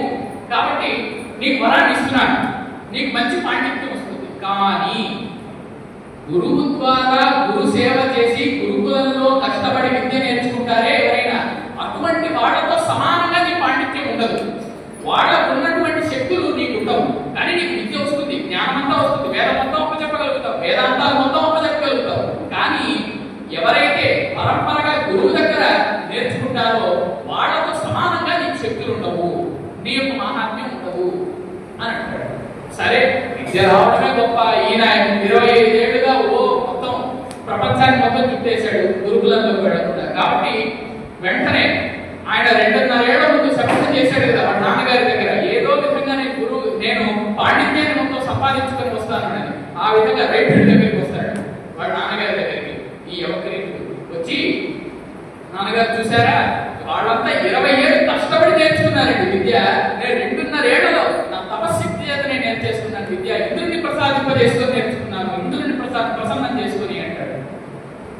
ఓ నాయన విర్రవీగుతురా, వాళ్ళు చాలా గురు శక్తితో గురు కృపతో నేర్చుకున్నారు. ఎప్పుడు కూడా 3 విషయాల్లో గర్వం చూపించకూడదు అంటారు. మా గురు ధన జన యౌవన గర్వం. భగవద్గీత స్తోత్రంలో ఆదిశంకరాచార్యులు వారు అంటారు, మా గురు ధన జన యౌవన గర్వం హరతి నిమేష కాల సర్వం. ఒకటి దగ్గర ధనం కనుకోండి, ఆ ధనాన్ని చూసుకొని అతడు విర్రవీగకూడదు. జనం ఉన్నారనుకోండి, ఇప్పుడు ఎవరైనా ఎక్కడికైనా వెళ్తారు, ఎక్కడికి వెళ్ళినా సరే చుట్టూ 100 మంది జనం మూగి అయ్యా ఆటోగ్రాఫీ అని అడుగుతారు కదా. ఆ విధంగా జనం యొక్క కీర్తి, వాడు పొగిడేటటువంటి మాటలను చూసి విర్రవీగదు. యవ్వనం మూడవది. యవ్వనంగా ఉన్నాడు కదా అని ఎవరైనా వృద్ధుడుంటే నువ్వేంటయ్యా ఇంత నెమ్మదిగా నడుస్తున్నాడు, వాడ ముందు చిన్నగా పరిగెత్తావు, ఇటువంటి వేషాలన్నీ కూడా వేయకూడదు. అందువలన ఇటువంటి 3 విశేషాల్లో కూడా ధన జన యౌవన విశేషాలలో గర్వాన్ని ప్రదర్శించకూడదు. ఎందుకు? హరతి నిమేష కాల సర్వం అన్నాడు. కాలము ఒక్క నిమిషంలో మొత్తాన్ని హరించేస్తున్నాడు. మనం చూస్తూనే ఉన్నాం కదండి. అప్పుడే మొన్న వచ్చినట్టుంది కరోనా. ఎన్నేళ్ళు అయిపోయినప్పుడు 5 ఏళ్ళు అయిపోయింది. అప్పుడంతా ఇంట్లో ఉన్నటువంటి విశేషాలు, ఇంట్లోనే ఉన్నటువంటి విశేషాలు అవన్నీ ఇప్పటికీ మనం తలుచుకుంటూనే ఉన్నామా? మొన్న జరిగినట్టుగానే ఉందా లేదా? కానీ అప్పుడే కరోనా వచ్చి వెళ్ళిపోయి 5 ఏళ్ళు అయింది. అంటే చూడండి ఎంత నిమేష కాలంలో కాలము ఎన్ని మాయలు చేయగలుగుతుందో. కాబట్టి ధనం ఉంది కదా అని, జనబలం ఉంది కదా అని, యవ్వనం ఉంది కదా అని, చదువు ఉంది కదా అని ఎప్పుడు గర్వించకూడదు నాయన అని వాడు నాన్నగారు చెప్తారు. అయినా కూడా యువకుడిదే కదా, పుట్టుకతో వచ్చినటువంటి బుద్ధులు ఎక్కడికి పోతాయండి. అందువలన వాడు నాన్నగారికి కదా సరే నాన్నగారు అని చెప్పినా ఈయన గర్వం చూపించడం మాత్రం మానలేదు. అందుకని ఏం చేశాడు, బాగా ఒకరోజు గర్వంతో విర్రవీగుతూ గంగా నది తీరానికి వెళ్ళాడు. అక్కడ భరద్వాజుడికి 2 కూతుర్లు అని చెప్పుకున్నాం కదా, ఆ 2 కూతుర్లకు కూడా మంచి బంగారు కోడళ్ళు ఉన్నారు. అంటే వాటిద్దరికి భార్యలు, ఆ భరద్వాజుడికి కోడలు 2 ఉన్నారు. అందులో పెద్ద అబ్బాయికి భార్య ఉన్నది కదా, ఆమె ఒకరోజు గంగా తీరానికి వస్తుంది, ఏదో బిందెతో నీళ్లు తీసుకువెడదామని. అప్పుడు ఆవిడని చూసి యవక్రీతుడు రైతుడి కొడుకు కొమ్ము పుచ్చుకులాగుతాడు. ఏమమ్మా స్త్రీ, ఓ లలనామణి, నేను 2.5 సంవత్సరాలలో మీ భర్త కంటే ఎక్కువగా పాండిత్యాన్ని పొందాను. కాబట్టి నేను సౌందర్యంలోనూ గొప్పవాడిని, విద్యలోనూ గొప్పవాడిని, కాబట్టి నువ్వు నన్ను భరించాలి అని అంటాడు ఆ యువక్రీతుడు. ఆవిడేమో పరమ సాధ్వీమణి, భర్తకు అనుగుణంగా వసించేటటువంటి పతివ్రత. అటువంటి పతివ్రత శిరోమణితో ఈ యువక్రీతుడు తనకు చదువు ఉంది, జ్ఞానం ఉంది అనేటటువంటి గర్వంతో విర్రవీగుతూ ఆమెతో ఈ విధంగా దుష్టంగా ప్రవర్తిస్తాడు. అప్పుడు ఆవిడ చేసేది విధంగా సరేనయ్యా ఇప్పుడంతే ఎవరైనా చూస్తారేమో, నేను సాయంత్రంగా నేను వచ్చి కలుస్తాను లేనని అప్పటికప్పుడు ఏదో సర్ది చెప్పి వెంటనే భరద్వాజుడి దగ్గరికి వెళ్ళి ఈ మొత్తం విశేషాన్ని విలపిస్తూ చెబుతుంది. అప్పుడు భరద్వాజుడి ఒళ్ళు మండిపోతుంది. ఒక్కసారిగా భరద్వాజుడు తన వెంట్రుకలను తీసి 2 వెంట్రుకలను ఇలా నేలపైన వేస్తాడు.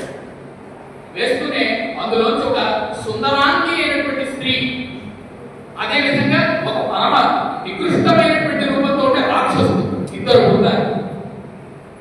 ఆ విధంగా రాక్షసుడు ఒక స్త్రీ, వాడిద్దరు ఉంటారు. ఆ స్త్రీ ఎంత అందంగా ఉందంటే క్షీర సముద్రం తెలుసు కదండి, పాల సముద్రం.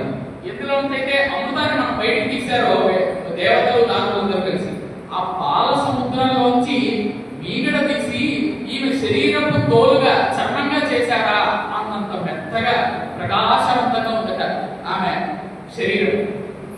అదే విధంగా కలువ పువ్వులు ఉంటాయి కదా, ఆ కలువ పువ్వులే ఈమె కళ్ళేమో అన్నట్లుగా ఉన్నాయట. అదే విధంగా పద్మాలు ఉంటాయి కదండి, తామర పువ్వులు, ఆ తామర పువ్వులే ఈమె కాళ్ళేమో అన్నంత సుకుమారంగా ఉన్నాయట. అంతటి లోకోత్తరమైనటువంటి సౌందర్యంతో ఆ స్త్రీ ఉంది. అదే విధంగా ఆ రాక్షసుడు మాత్రం పరమనికృష్టమైనటువంటి అసహ్యమైనటువంటి రూపంతో ఉన్నాడు. ఒక పెద్ద పొట్ట, 3 కళ్ళు, 4 చేతులు, ఆ చేతులకు ఒక్కొక్క వేలికి ఇంత పెద్ద గోళ్ళు, అదే విధంగా పళ్ళు, పరమ వికారమైనటువంటి రూపంతో భయాన్ని కలిగించేటటువంటి రూపంతో ఆ రాక్షసుడు ఉన్నారు. అప్పుడు వాళ్ళిద్దరిని ఆ భరద్వాజుడు ఆజ్ఞాపిస్తాడు.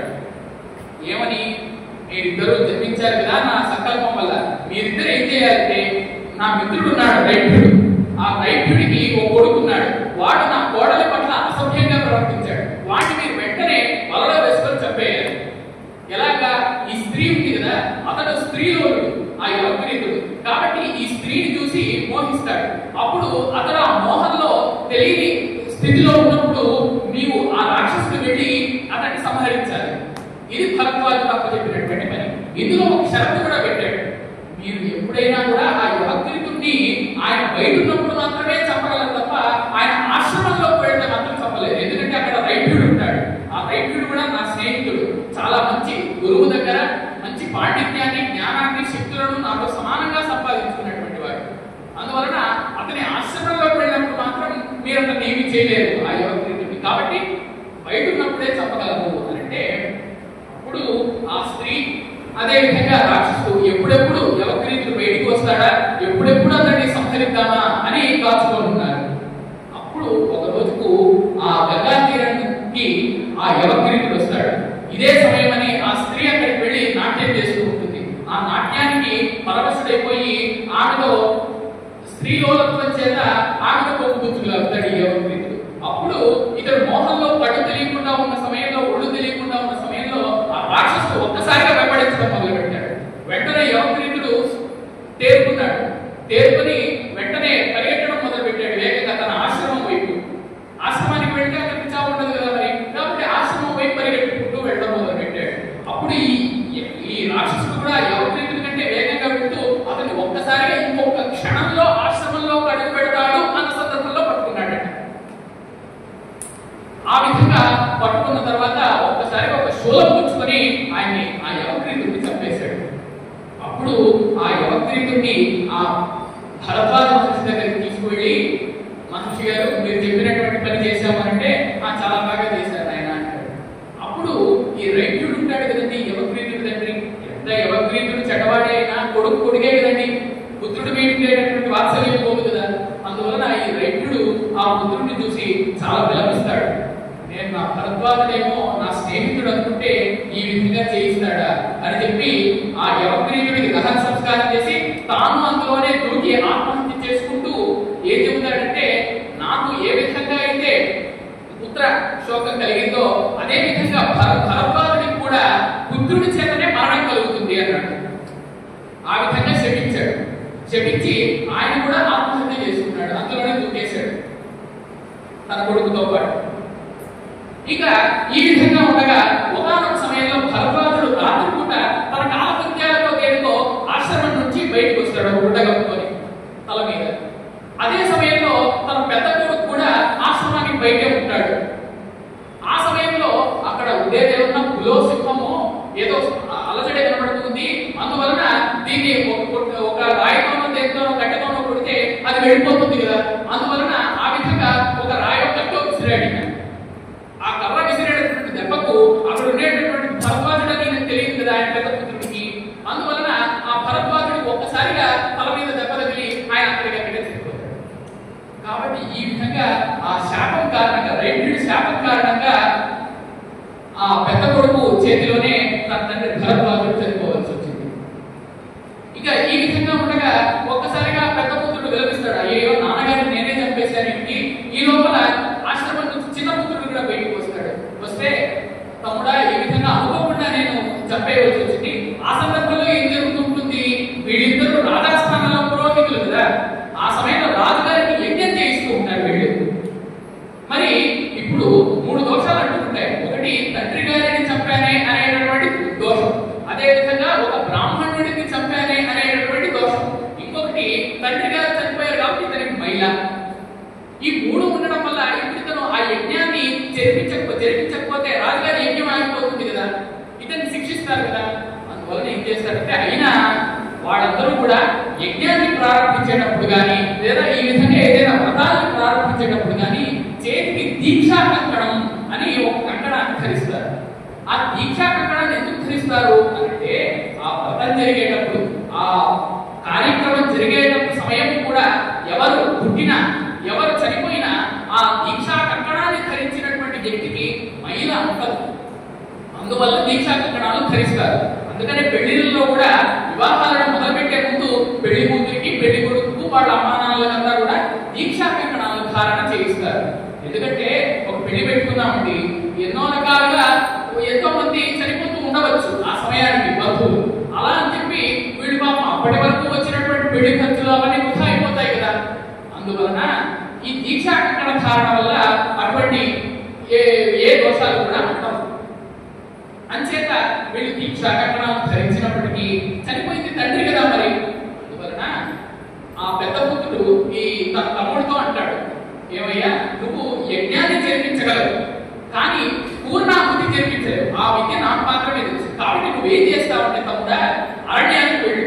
అరణ్యానికి వెళ్ళి తండ్రి గారిని చంపినటువంటి నా పాపాన్ని పోగొట్టు. నా పాపాన్ని పోగొట్టడానికి నువ్వు తపస్సు చేయి అరణ్యంలో. అలా ఒకరి పాపాన్ని ఒకరు పోగొట్టవచ్చండి. ఎలాగంటే అర్చకులే దానికి ఉదాహరణ. ఇప్పుడు మనం గుడికి వెళ్తాం, మన పాపాలన్నింటినీ కూడా పోగొట్టడానికి అర్చకులు ఏం చేస్తారు, మనకు తీర్థం ఇస్తారు. ఆ తీర్థం ఎటువంటిది, కేవలం నీళ్లు కాదు, అకాల మృత్యుహరణం, సర్వవ్యాధి నివారణం, సర్వపాప క్షయకరం అని అంటాం కదా. అన్ని పాపాలను కూడా పోగొట్టేటటువంటిది ఆ తీర్థం. కాబట్టి మన పాపాలన్నింటినీ మనమే పోగొట్టుకుంటున్నామా? లేదు, ఆ అర్చకులు పోగొట్టుకుంటున్నారు. అందువలన ఈ విధంగా ఆ పెద్ద కొడుకు చేసినటువంటి ఆ తప్పును తన తమ్ముడు అరణ్యంలో తపస్సు చేస్తూ పోగొట్టడానికి వెళ్తాడు. తర్వాత రోజు ఇక పూర్ణాహుతి జరిపించాలి అనగా ఈ పెద్ద కొడుకేమో రాజుగారి దగ్గర ఆ విశేషాలు యజ్ఞాన్నింటినీ కూడా చేయిస్తూ ఉన్నాడు. కానీ ఈ పెద్ద కొడుకు ఒక అనుమానం వచ్చింది. ఇప్పుడు నేను యజ్ఞాన్ని జరిపిస్తూ ఉన్నాను, ఇతడు తపస్సు అయిపోయిన తర్వాత నా తమ్ముడు వచ్చి, అన్నయ్య నువ్వు తండ్రి గారిని చంపేసినటువంటి పాపాన్ని నేను పోగొట్టేశాను అని రాజుగారి పక్షులు అన్నాడు అనుకోండి. వెంటనే రాజుగారి కోపం వచ్చేది, ఏమయ్యా మైలు పెట్టుకొని నా దగ్గరికి వచ్చి యజ్ఞాన్ని చేపిస్తావా అని రాజుగారి శిక్షేస్తాడు కదా. అందువలన ఆ సరిగ్గా ఆ తమ్ముడు వచ్చేటటువంటి సమయానికి ముందు ఈ పెద్ద కొడుకు ఏం చేస్తాడు, ఆ రాజుగారికి చెప్తాడు, ఏమయ్యా ఇవాళ మా తమ్ముడు రాలేదు అని. మీ తమ్ముడు రాలేదని రాజుగారు అంటే, అతను ఇలాగా మా నాన్నగారిని చంపేశాడండి కర్రతో కొట్టి, అందువలన పారిపోయాడు అని చెప్పి ఇతను చేసినటువంటి తప్పును వాడు తమ్ముడి మీదకి నెట్టగా అప్పుడు ఆ తమ్ముడు నడుచుకుంటూ వస్తుంటే అక్కడ రాజుగారు తన పట్టులను ఆదేశిస్తాడు, వెంటనే ఇతన్ని బంధించండి అని. అప్పుడు నేనేం చేయలేదు కదండి, నన్నెందుకు బంధిస్తూ ఉన్నారంటాడు. నేను మా అన్నగారు చేసినటువంటి పాపానికి నేను ప్రాయశ్చిత్తం చేసి వస్తూ ఉంటే, ఆయన పాపానంతా నేను పోగొట్టి వస్తూ ఉంటే నన్ను బంధిస్తారేమిటి అని అంటే, వెంటనే అక్కడి నుంచి వాడు పట్టులు వినకుండా అతను వెళ్ళగొట్టే అప్పుడు అతను అరణ్యంలోకి వెళ్ళి మళ్ళీ దేవతలను ప్రార్థిస్తాడు. నేను నిజంగానే ఒక గురువు దగ్గర విశేషాలను నేర్చుకున్న వాడిని అయితే, గురువు గారి సేవ చేసినట్లయితే, నాకు నిజంగా వేద జ్ఞానమే ఉంటే నాకు వచ్చినటువంటి అపనింద ఈ పాపం అన్ని కూడా తొలగిపోవుగాక అని దేవతలను ప్రార్థిస్తే అప్పుడు దేవతలు ప్రత్యక్షమయ్యి ఆయన వరమిస్తారు. ఏమని అంటే, నువ్వు తప్పు చేయలేదయ్యా, చాలా గొప్ప విషయము, మీ అన్నగారు అబద్ధం ఆడాడు. కాబట్టి మేము ఏం చేస్తామంటే, రాజుగారు యజ్ఞం చేస్తూ ఉన్నారు కదా, యజ్ఞం చేసే సమయంలో అక్కడ దేవతలను ఆహ్వానం చేస్తారు కదా, ఆవాహన చేస్తారు కదా. ఆ ఆవాహన చేసినప్పుడు మేమంతా కూడా ఆ అగ్నిజ్వాలల రూపంలో కనబడి రాజుగారికి నిజం చెప్తారు అనగానే వాళ్ళు అలాగే చేశారు దేవతలు. అప్పుడు చేయగానే రాజుగారికి అసలు విషయం తెలిసిన తర్వాత ఈ అమ్మగారిని మరణశిక్ష వేయడానికి కూరుకుంటాడు. అప్పుడు ఈ తమ్ముడు గారు వచ్చి, అయ్యా రాజుగారు, మా అన్నగారు చాలా మంచివాడేనండి, ఏదో కాల ప్రభావం చేత విధి ప్రభావం చేత తెలియకుండా మా నాన్నగారిని చంపేశాడు, అందువలన మీరు ఎటువంటి శిక్షను ఈయనకు వేయద్దండి, ఏదో కాల ప్రభావం చేత నా మీదకి నింద నెట్టి అబద్ధం చెప్పాడు తప్ప ఇతను స్వభావత అలా చెడ్డవాడు కాదు అని ఆ తమ్ముడు చెప్పేసరికి అప్పుడు ఆ దేవతలందరూ కూడా ప్రత్యక్షమవుతారు. ప్రత్యక్షమయ్యి, ఏమయ్యా చిన్న తమ్ముడా, చాలా బాగా చెప్పావు, నువ్వు మీ అన్నగారు తప్పు చేస్తే కూడా, మీ అన్నగారిని ఆయన శిక్షించడానికి పూనుకుంటే కూడా, నీ మీద అభాండం వేస్తే కూడా మీ అన్నగారిని బ్రతికించమని ఆయనకు దండం వద్దు అని చెప్పి నువ్వు ఆపావు. కాబట్టి నీకు ఏం పని కావాలో కోరుకో అని అంటాడు. అప్పుడు ఈ చిన్న తమ్ముడు ఉన్నాడే, అతను ఏం కోరుకుంటాడు తెలుసా, మీరు నాకు వరమిస్తానన్నారు కదా, అయితే మా నాన్నగారు భరద్వాజుడిని, అలాగే రైతుడి కొడుకు ఎవరికి ముగ్గురిని బ్రతికించేయండి అంటాడు. కాబట్టి అలాగే దేవతలు తథాస్తు అని చెప్పగా ఆ భరద్వాజుడు ఈ ఇద్దరికి తండ్రి ఆయన బ్రతుకుతాడు. మళ్ళీ రైతుడు ప్రాణాలతో తిరిగి వస్తాడు, రైతుడి కొడుకు యవక్రీతుడు ప్రాణాలతో తిరిగి వస్తాడు. కాబట్టి ఈ విధంగా అప్పుడు ఆ రైతుడి కొడుకు యవక్రీతుడు ఆశ్చర్యపోతాడు, ఇదేమిటి, నేను వేద జ్ఞానాన్ని కలిగిన వాడిని, భరద్వాజుడి కొడుకులు వేద జ్ఞానాన్ని కలిగిన వాడే, కానీ నేను చనిపోయాను, వీళ్ళెందుకు చనిపోలేదు అని అనుకున్నాడట. అప్పుడు చెప్తారు దేవతలు, ఏమయ్యా వీళ్ళు గురువు ద్వారా విద్యను నేర్చుకున్న వాడే, గురువును సేవించి 20 ఏళ్ల పాటు గురుకుల వాసంలో ఎన్నో కష్టాలను అనుభవించి ఆయన గురువును తప్ప వేరే భగవంతుడు లేడు అనేటటువంటి విశేషాన్ని ఎప్పుడూ కూడా వాడు మనసులో పెట్టుకొని నిశ్చలమైన మనసుతో గురువుని సేవించారు. అందుకనే నీకు ఆ రోజు ఇంద్రుడు ఏమని వర్ణించాడు? గురుముఖతః నేర్చుకున్నటువంటి విద్య ఎవరికైతే ఉంటుందో వాళ్ళతో సమానంగా నీకు పాండిత్యం ఉండదు, కానీ నీకు జ్ఞానం ఉంటుంది అని చెప్పాడు. అందువలన నీకు ఈ వేళ ఇప్పుడు స్థితి కలిగింది అంటే అప్పుడు కూడా యువక్రీతుడు తాము చేసినటువంటి తప్పు తెలుసుకుని ప్రాయశ్చిత్తపడతారు. కాబట్టి ఇటువంటి గాథ ద్వారా గురుముఖతః నేర్చుకునేటటువంటి విద్య ఎంత శక్తివంతమైనటువంటిదో మనకు తెలుస్తుంది. కాబట్టి మనం గురువుల పట్ల ఎటువంటి అపచారాలు చేసినా, ఎటువంటి పాపాలు చేసినా, మనం చిన్నప్పటి నుంచి ఎంతో మంది గురువుల దగ్గర శిక్షణ పొందుంటాం కదా, వాళ్ళ పట్ల తెలుసో తెలియకో ఎన్నో తప్పులు చేస్తుంటారు. అటువంటి తప్పులు పాపాలు అన్ని కూడా పోవాలంటే గురు గీత అనేటటువంటి ఒక పుస్తకం ఉన్నది, చాలా గొప్ప గ్రంథం అది. ఆ గురు గీతలో ఒకే ఒక శ్లోకం మనం చేసినటువంటి గురువు సంబంధించినటువంటి పాపాలన్నింటినీ కూడా మనం పోగొడుతుంది. ఆ ఒక్క శ్లోకమే వందే గురు పదద్వంద్వం అవామానసగోచరం రక్త శుక్ల ప్రభా విశ్రం అతర్క్యం త్రైపురం మహః.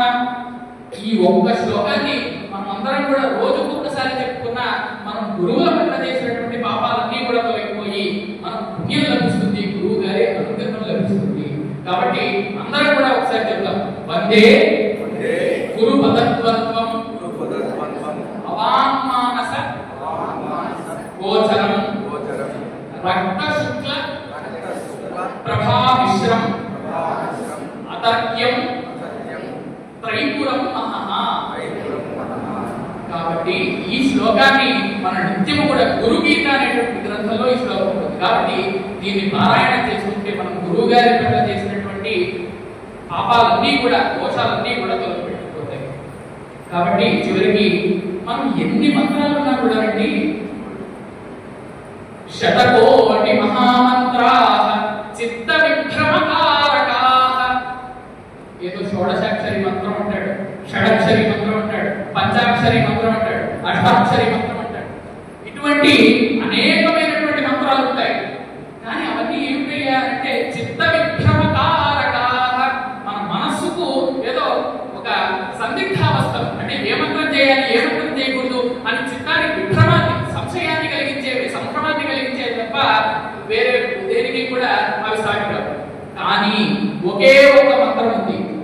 ఈ శతకోటి మహామంత్రాలన్నింటికీ కూడా అదే రారాజు. ఈ మిగిలిన మంత్రాలన్నీ కూడా ఆ మంత్రం ముందు దిగదుడిపే. ఆ మంత్రం ఏమిటయ్యారంటే ఏకమేవ మహామంత్రం గురురిత్యక్షరద్వయం. రెండక్షరాలేట ఆ మహామంత్రానికి. ఆ మహామంత్రమే గురు. ఈ గురు అనేటటువంటి ఒకే ఒక మహామంత్రాన్ని మనం జపించగలిగితే మనం ఎన్ని మంత్రాలు చేసినా కూడా వాటన్నిటికంటే ఇదే ఎంతో ప్రభావశాలి అయినటువంటిది. అందువలన మనం నిత్యము కూడా గురువు గారిని నమ్ముకుంటూ, అందులోనూ ఆ గురువే భగవంతుడిగా, ఆ భగవంతుడే గురువుగా మనకు ప్రత్యక్షంగా శృంగేరి శారదాపీఠంలో శ్రీ శ్రీ భారతీ తీర్థ మహాసన్నిధానం వారిగా, అదే విధంగా శ్రీ శ్రీ విధుశేఖర భారతి మహాసన్నిధానం వారి స్వరూపంగా మనకు ప్రత్యక్షంగా కనిపిస్తూ ఉన్నారు. అందువలన ఇప్పుడు ఒక విషయం అండి, శృంగేరిలో శారదామ్మ వారు వెనకాల కనబడుతున్నారు కదండి. శారదామ్మ వారు, శారదామ్మ వారు శృంగేరిలో 3 రూపాల్లో ఉంటారు. ఒకటి కథలని రూపం, ఆమె దేవాలయంలో ఉంటుంది. అర్చారూపంగా విగ్రహ రూపంలో ఉంటుంది. ఆమె అక్కడ స్థావరంగా ఉంటుంది, అంటే కథలదు. కానీ 2 రూపాలను ధరించి ఆమె కదులుతూ ఉంటుందట. ఆ 2 రూపాలే ఇద్దరు జగద్గురువులు. అందువల్ల ఆ కదిలేటటువంటి శారదా అమ్మవారుగా మనం ఇద్దరు జగద్గురువులను కూడా ప్రార్థించుకుంటూ, చివరిగా మా గురువర్యులు త్రిభాషా మహాసహస్రావధాని బ్రహ్మశ్రీ వద్దిపత్తి పద్మాకర్ గారు ఒక మాట అంటారు. గురువును గోవిందుడు మా ఇరువురిలో ఎవరిని ఆశ్రయించదవన నే గురుచరణం పులరాదు గురుగరతల గతుడు కాడే గోవిందుడు. ఇప్పుడు ఉన్నప్పుడనే అండి మీ ముందు గురువు గోవిందుడు, ఎవరిద్దరు మీ ముందర గురువు, మీ విద్య నేర్పినటువంటి గురువు. అదే విధంగా సాక్షాత్తు శ్రీమన్నారాయణుడైన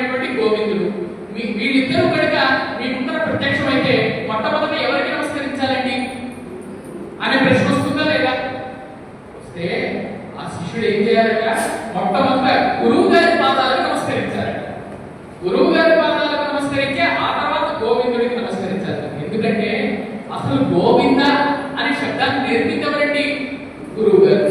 అసలు గోవిందుడు అనేవాడు ఉన్నాడు అని నేర్పించవరండి గురువు గారు. కాబట్టి అసలు ఆ గురువే లేకపోతే ఈ రోజు అతని గోవిందుడు ఎవరు తెలుసుకునేవాడు కదా. అందువలన అటువంటి గోవిందుడు గురువు ఇద్దరు కూడా ప్రత్యక్షమైతే నేను గురువు గారి పాదాల మీదే ఆశ్రయిస్తాను మొట్టమొదటిగా, ఆ తర్వాతే గోవిందుడికి నమస్కరిస్తాను అని మా గురువర్యులు బ్రహ్మశ్రీ వద్దిపర్తి పద్మాకర్ గారు తమ పద్యంలో తెలియజేశారు. అందువలన ఈ విధంగా మనం గురువుల యొక్క పూజను నిత్యము చేస్తూ మనకు ఒక్క అక్షరం నేర్పిన గురువైనా సరే వారిని నిత్యము కూడా గుర్తుపెట్టుకుంటూ వాళ్ళకు నమస్కరించుకుంటూ వారిని సంస్మరించుకుంటూ వారిని సత్కరించుకుంటూ నిత్యము పూజించగలిగినట్లయితే మన జన్మ ధన్యం అని తెలియజేస్తూ స్వస్తి ప్రజాభ్యః పరిపాలయంతాం న్యాయేన మార్గేణ మహిం మహీషాః గోబ్రాహ్మణేభ్యః శుభమస్తు నిత్యం లోకాః సమస్తాః సుఖినో భవంతు. స్వస్తి.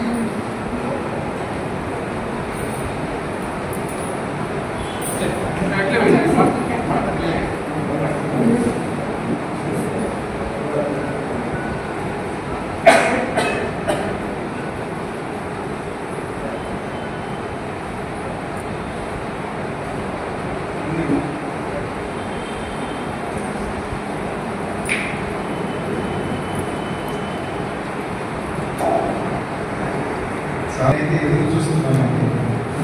వినడం చాలా మంది ద్వారా పేపర్లలో చూడడం పరిగణిస్తుంది అన్నట్టుగా తను అలా ఎదుగుతూ ఉంటే వాటిలో చదువుతూ నాలా నేను అనుకుంటున్నాను. కానీ ఎదుగులో ఏ కార్యక్రమం తను దిగుతున్నా ఆ టైంలో నాకు ఎదుగు కుదరక రాలేకపోయాను. ప్రత్యేకంగా ఈ కార్యక్రమాలు చేయడానికి కోర్ కమిటీ మీటింగ్ పెట్టుకున్నాం. రేపు ఇక్కడున్న జనం మీటింగ్ పెట్టుకున్నప్పుడు మేము యాక్చువల్గా మేడం సౌందర్య సుధాకు వారిని అడిగాం. వారిని ఎప్పుడు అడిగితే భక్తాశాస్త్రం పారాయణాలు చేసి ఇది చేసుకోవాలని అనుకుంటే మేడం ఫోన్ చేసి కన్సల్ ఉన్నాయండి ఈ కార్యక్రమాలు చాలా ఉన్న కార్యక్రమాలు అందువల్ల క్రియేట్ చేద్దామన్నారు. అడిగారు మా కృష్ణ గారు సత్యనారాయణ గురించి ఇప్పుడు సరే సత్యనారాయణ చేసుకున్నాం. కానీ ముందు మాత్రం అందరికన్నా ముందు కృష్ణమూర్తి ఫస్ట్ మనం బాగా భరత్ శర్మ గారి ప్రవచనం కావాలి అని చెప్పి ఆ రోజు సజెస్ట్ చేస్తే అందరూ ఏకగ్రీవంగా అనుకొని మా ధర్మాధికారి రామ్మూర్తి గారికి అయితే ఈరోజు కూడా ఆయన ఆశీస్సులు మా ఫోన్లో పంపించారండి. టైంలో రాలేదు. అందువల్ల ఆయన ప్రత్యేకంగా మాకు ఫోన్ చేసి కూడా భరత్ శర్మ ఆశీస్సులు తెలపండి అని చెప్పి తెలియజేయడం. ఈ రోజులో ఏంటంటే చాలాసార్లు కాపీ కూడా కృష్ణమూర్తి ఎడ్యుకేషన్ తయారు చేస్తే మళ్ళీ కొంచెం కరెక్షన్స్ చేసి అసలు గురువు గురించి తెలుసుకోవాలనే తప్పన ఎన్నిసార్లు ఎదుగుతా వాళ్ళు. నేనైతే మొదటిసారి మీకు చెప్పిన భరద్వాజ ఆ కథకాలంగా జరిగింది. ఆ దీన్ని తెలుసుకుంటే అది ఎక్కడ ఎలా లింక్ చేస్తాడా అని ఆలోచిస్తూ ఉన్నాను. అది ఎక్కడి నుంచి ఎక్కడికి తీసుకొచ్చి అంత చక్కటి దీంట్లో తీసుకెళ్ళి ప్రాముఖ్యత అక్కడ ఎంత చక్కగా ఈ రోజుల్లో ఉన్నటువంటి యువతకి ఇది కాదు ఉపయోగపరచండి. అంటే యువతకి వారందరూ గురుబ్రహ్మ గురు విష్ణు గురుదేవుడు గురు సాక్షాత్ పరబ్రహ్మ తస్మై శ్రీ గురుదేవ మనం అనుకుంటున్న ఈ రోజుల్లో గురు బ్రహ్మ గురు విష్ణు గురుదేవుడు గురు సాక్షాత్ పరబ్రహ్మ తస్మై శ్రీ గురుదేవ అని అనుకుంటున్నటువంటి యువతకి గురు ప్రాముఖ్యత గురు తెలియాల్సిన అవసరం అయితే ఎంతో ఇలాంటి ప్రవచనాలు విరివిగా విస్తృతంగా జరగాలని ఆ భగవంతుడు ముందు నీరేళ్ళు భరత్ శర్మని చక్కగా ముందుకు ఎంతో మంది ఆదర్శప్రాయంగా ఎదగాలని ఈ శ్రీగారి శంకర మఠం తిరుపతి శాఖ అందరం కూడా మనస్ఫూర్తిగా శంకరాచార్య ఆదిశంకరాచార్య గురుపూర్ణిమ రోజు మనస్ఫూర్తిగా వారిని వేడుకుంటూ ప్రార్థిస్తూ ఆ భగవంతుడే మన దేవదేవుడు వేడుకుంటూ వారి ఆశీస్సులు ఎల్లప్పుడూ వారికి ఉండాలని, ఇలాగే ఇంకా నిజంగా ఆ వినయం ఇది చూస్తుంటే ముందు ఎంతో ఆ తల్లిదండ్రులు నిజంగా రాజకీయ ఉద్యోగాలు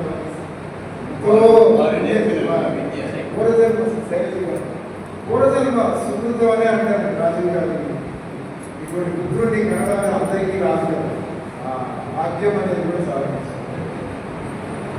గురు పూర్ణిమ అనుకుంటామండి. కానీ మొట్టమొదట మన గురువులు ఎవరండి? తల్లిదండ్రులు. కాబట్టి సదాశివుని పూజించే కన్నా ముందు మాతృదేవోభవ, పితృదేవోభవ, ఆచార్య దేవోభవ అని అన్నారు. కాబట్టి మొట్టమొదట తల్లిని తండ్రిని పూజించిన తర్వాతే గురువు. అందువలన అటువంటి ప్రత్యక్షంగా మనకు జననం నుండి గురువులైనటువంటి తల్లిదండ్రులను పూజించుకొని మనం ఈ గురు పూజ అన్నట్టు ధరించాలి మన గురువులు కూడా. కాబట్టి అటువంటి మన తల్లిదండ్రులకు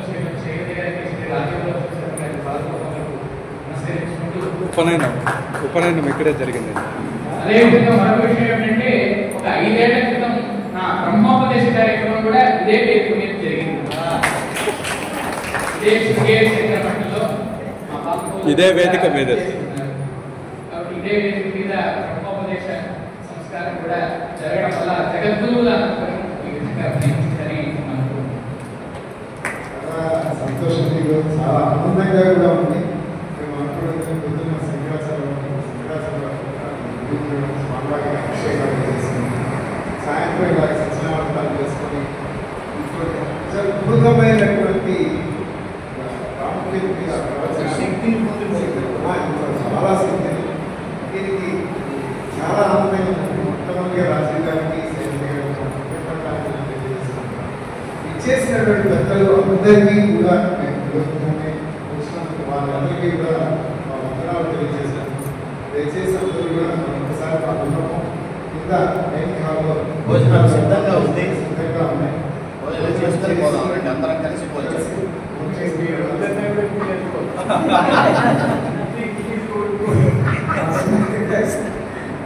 అందరికీ కూడా ఎంతో వందనాలు. ఇచ్చినటువంటి వాళ్ళందరికీ కూడా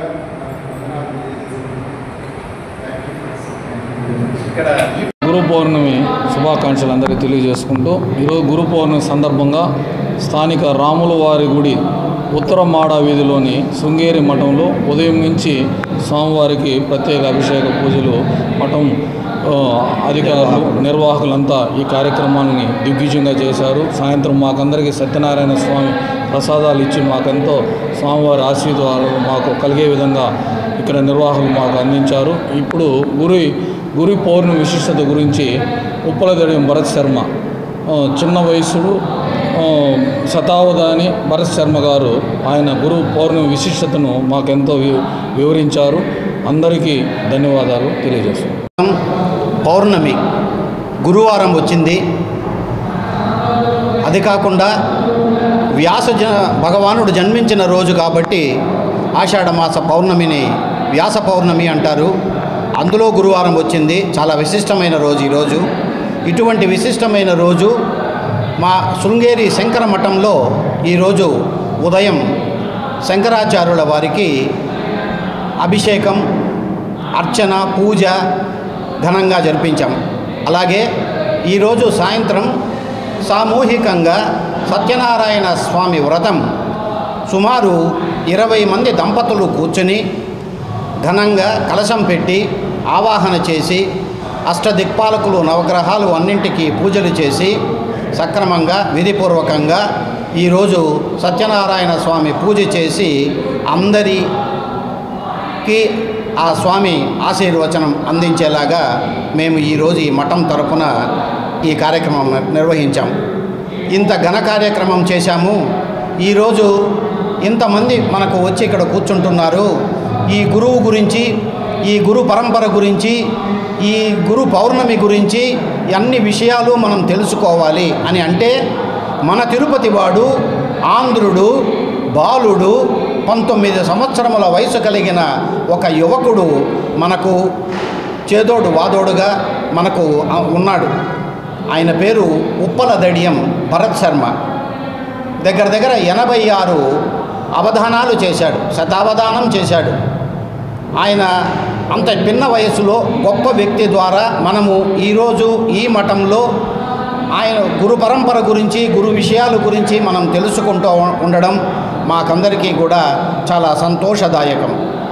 ఈ కార్యక్రమానికి విచ్చేసి ఉదయం నుంచి ఈ సాయంత్రం వరకు దగ్గర ఉండి అన్ని కార్యక్రమాలకు సహకరించిన ప్రతి ఒక్కరికి, అలాగే మంచి పూజ అందించిన అర్చకులకు, అలాగే మీడియా వారికి అందరికీ కూడా ఈ సందర్భంగా మేము ధన్యవాదాలు తెలియజేసుకుంటూ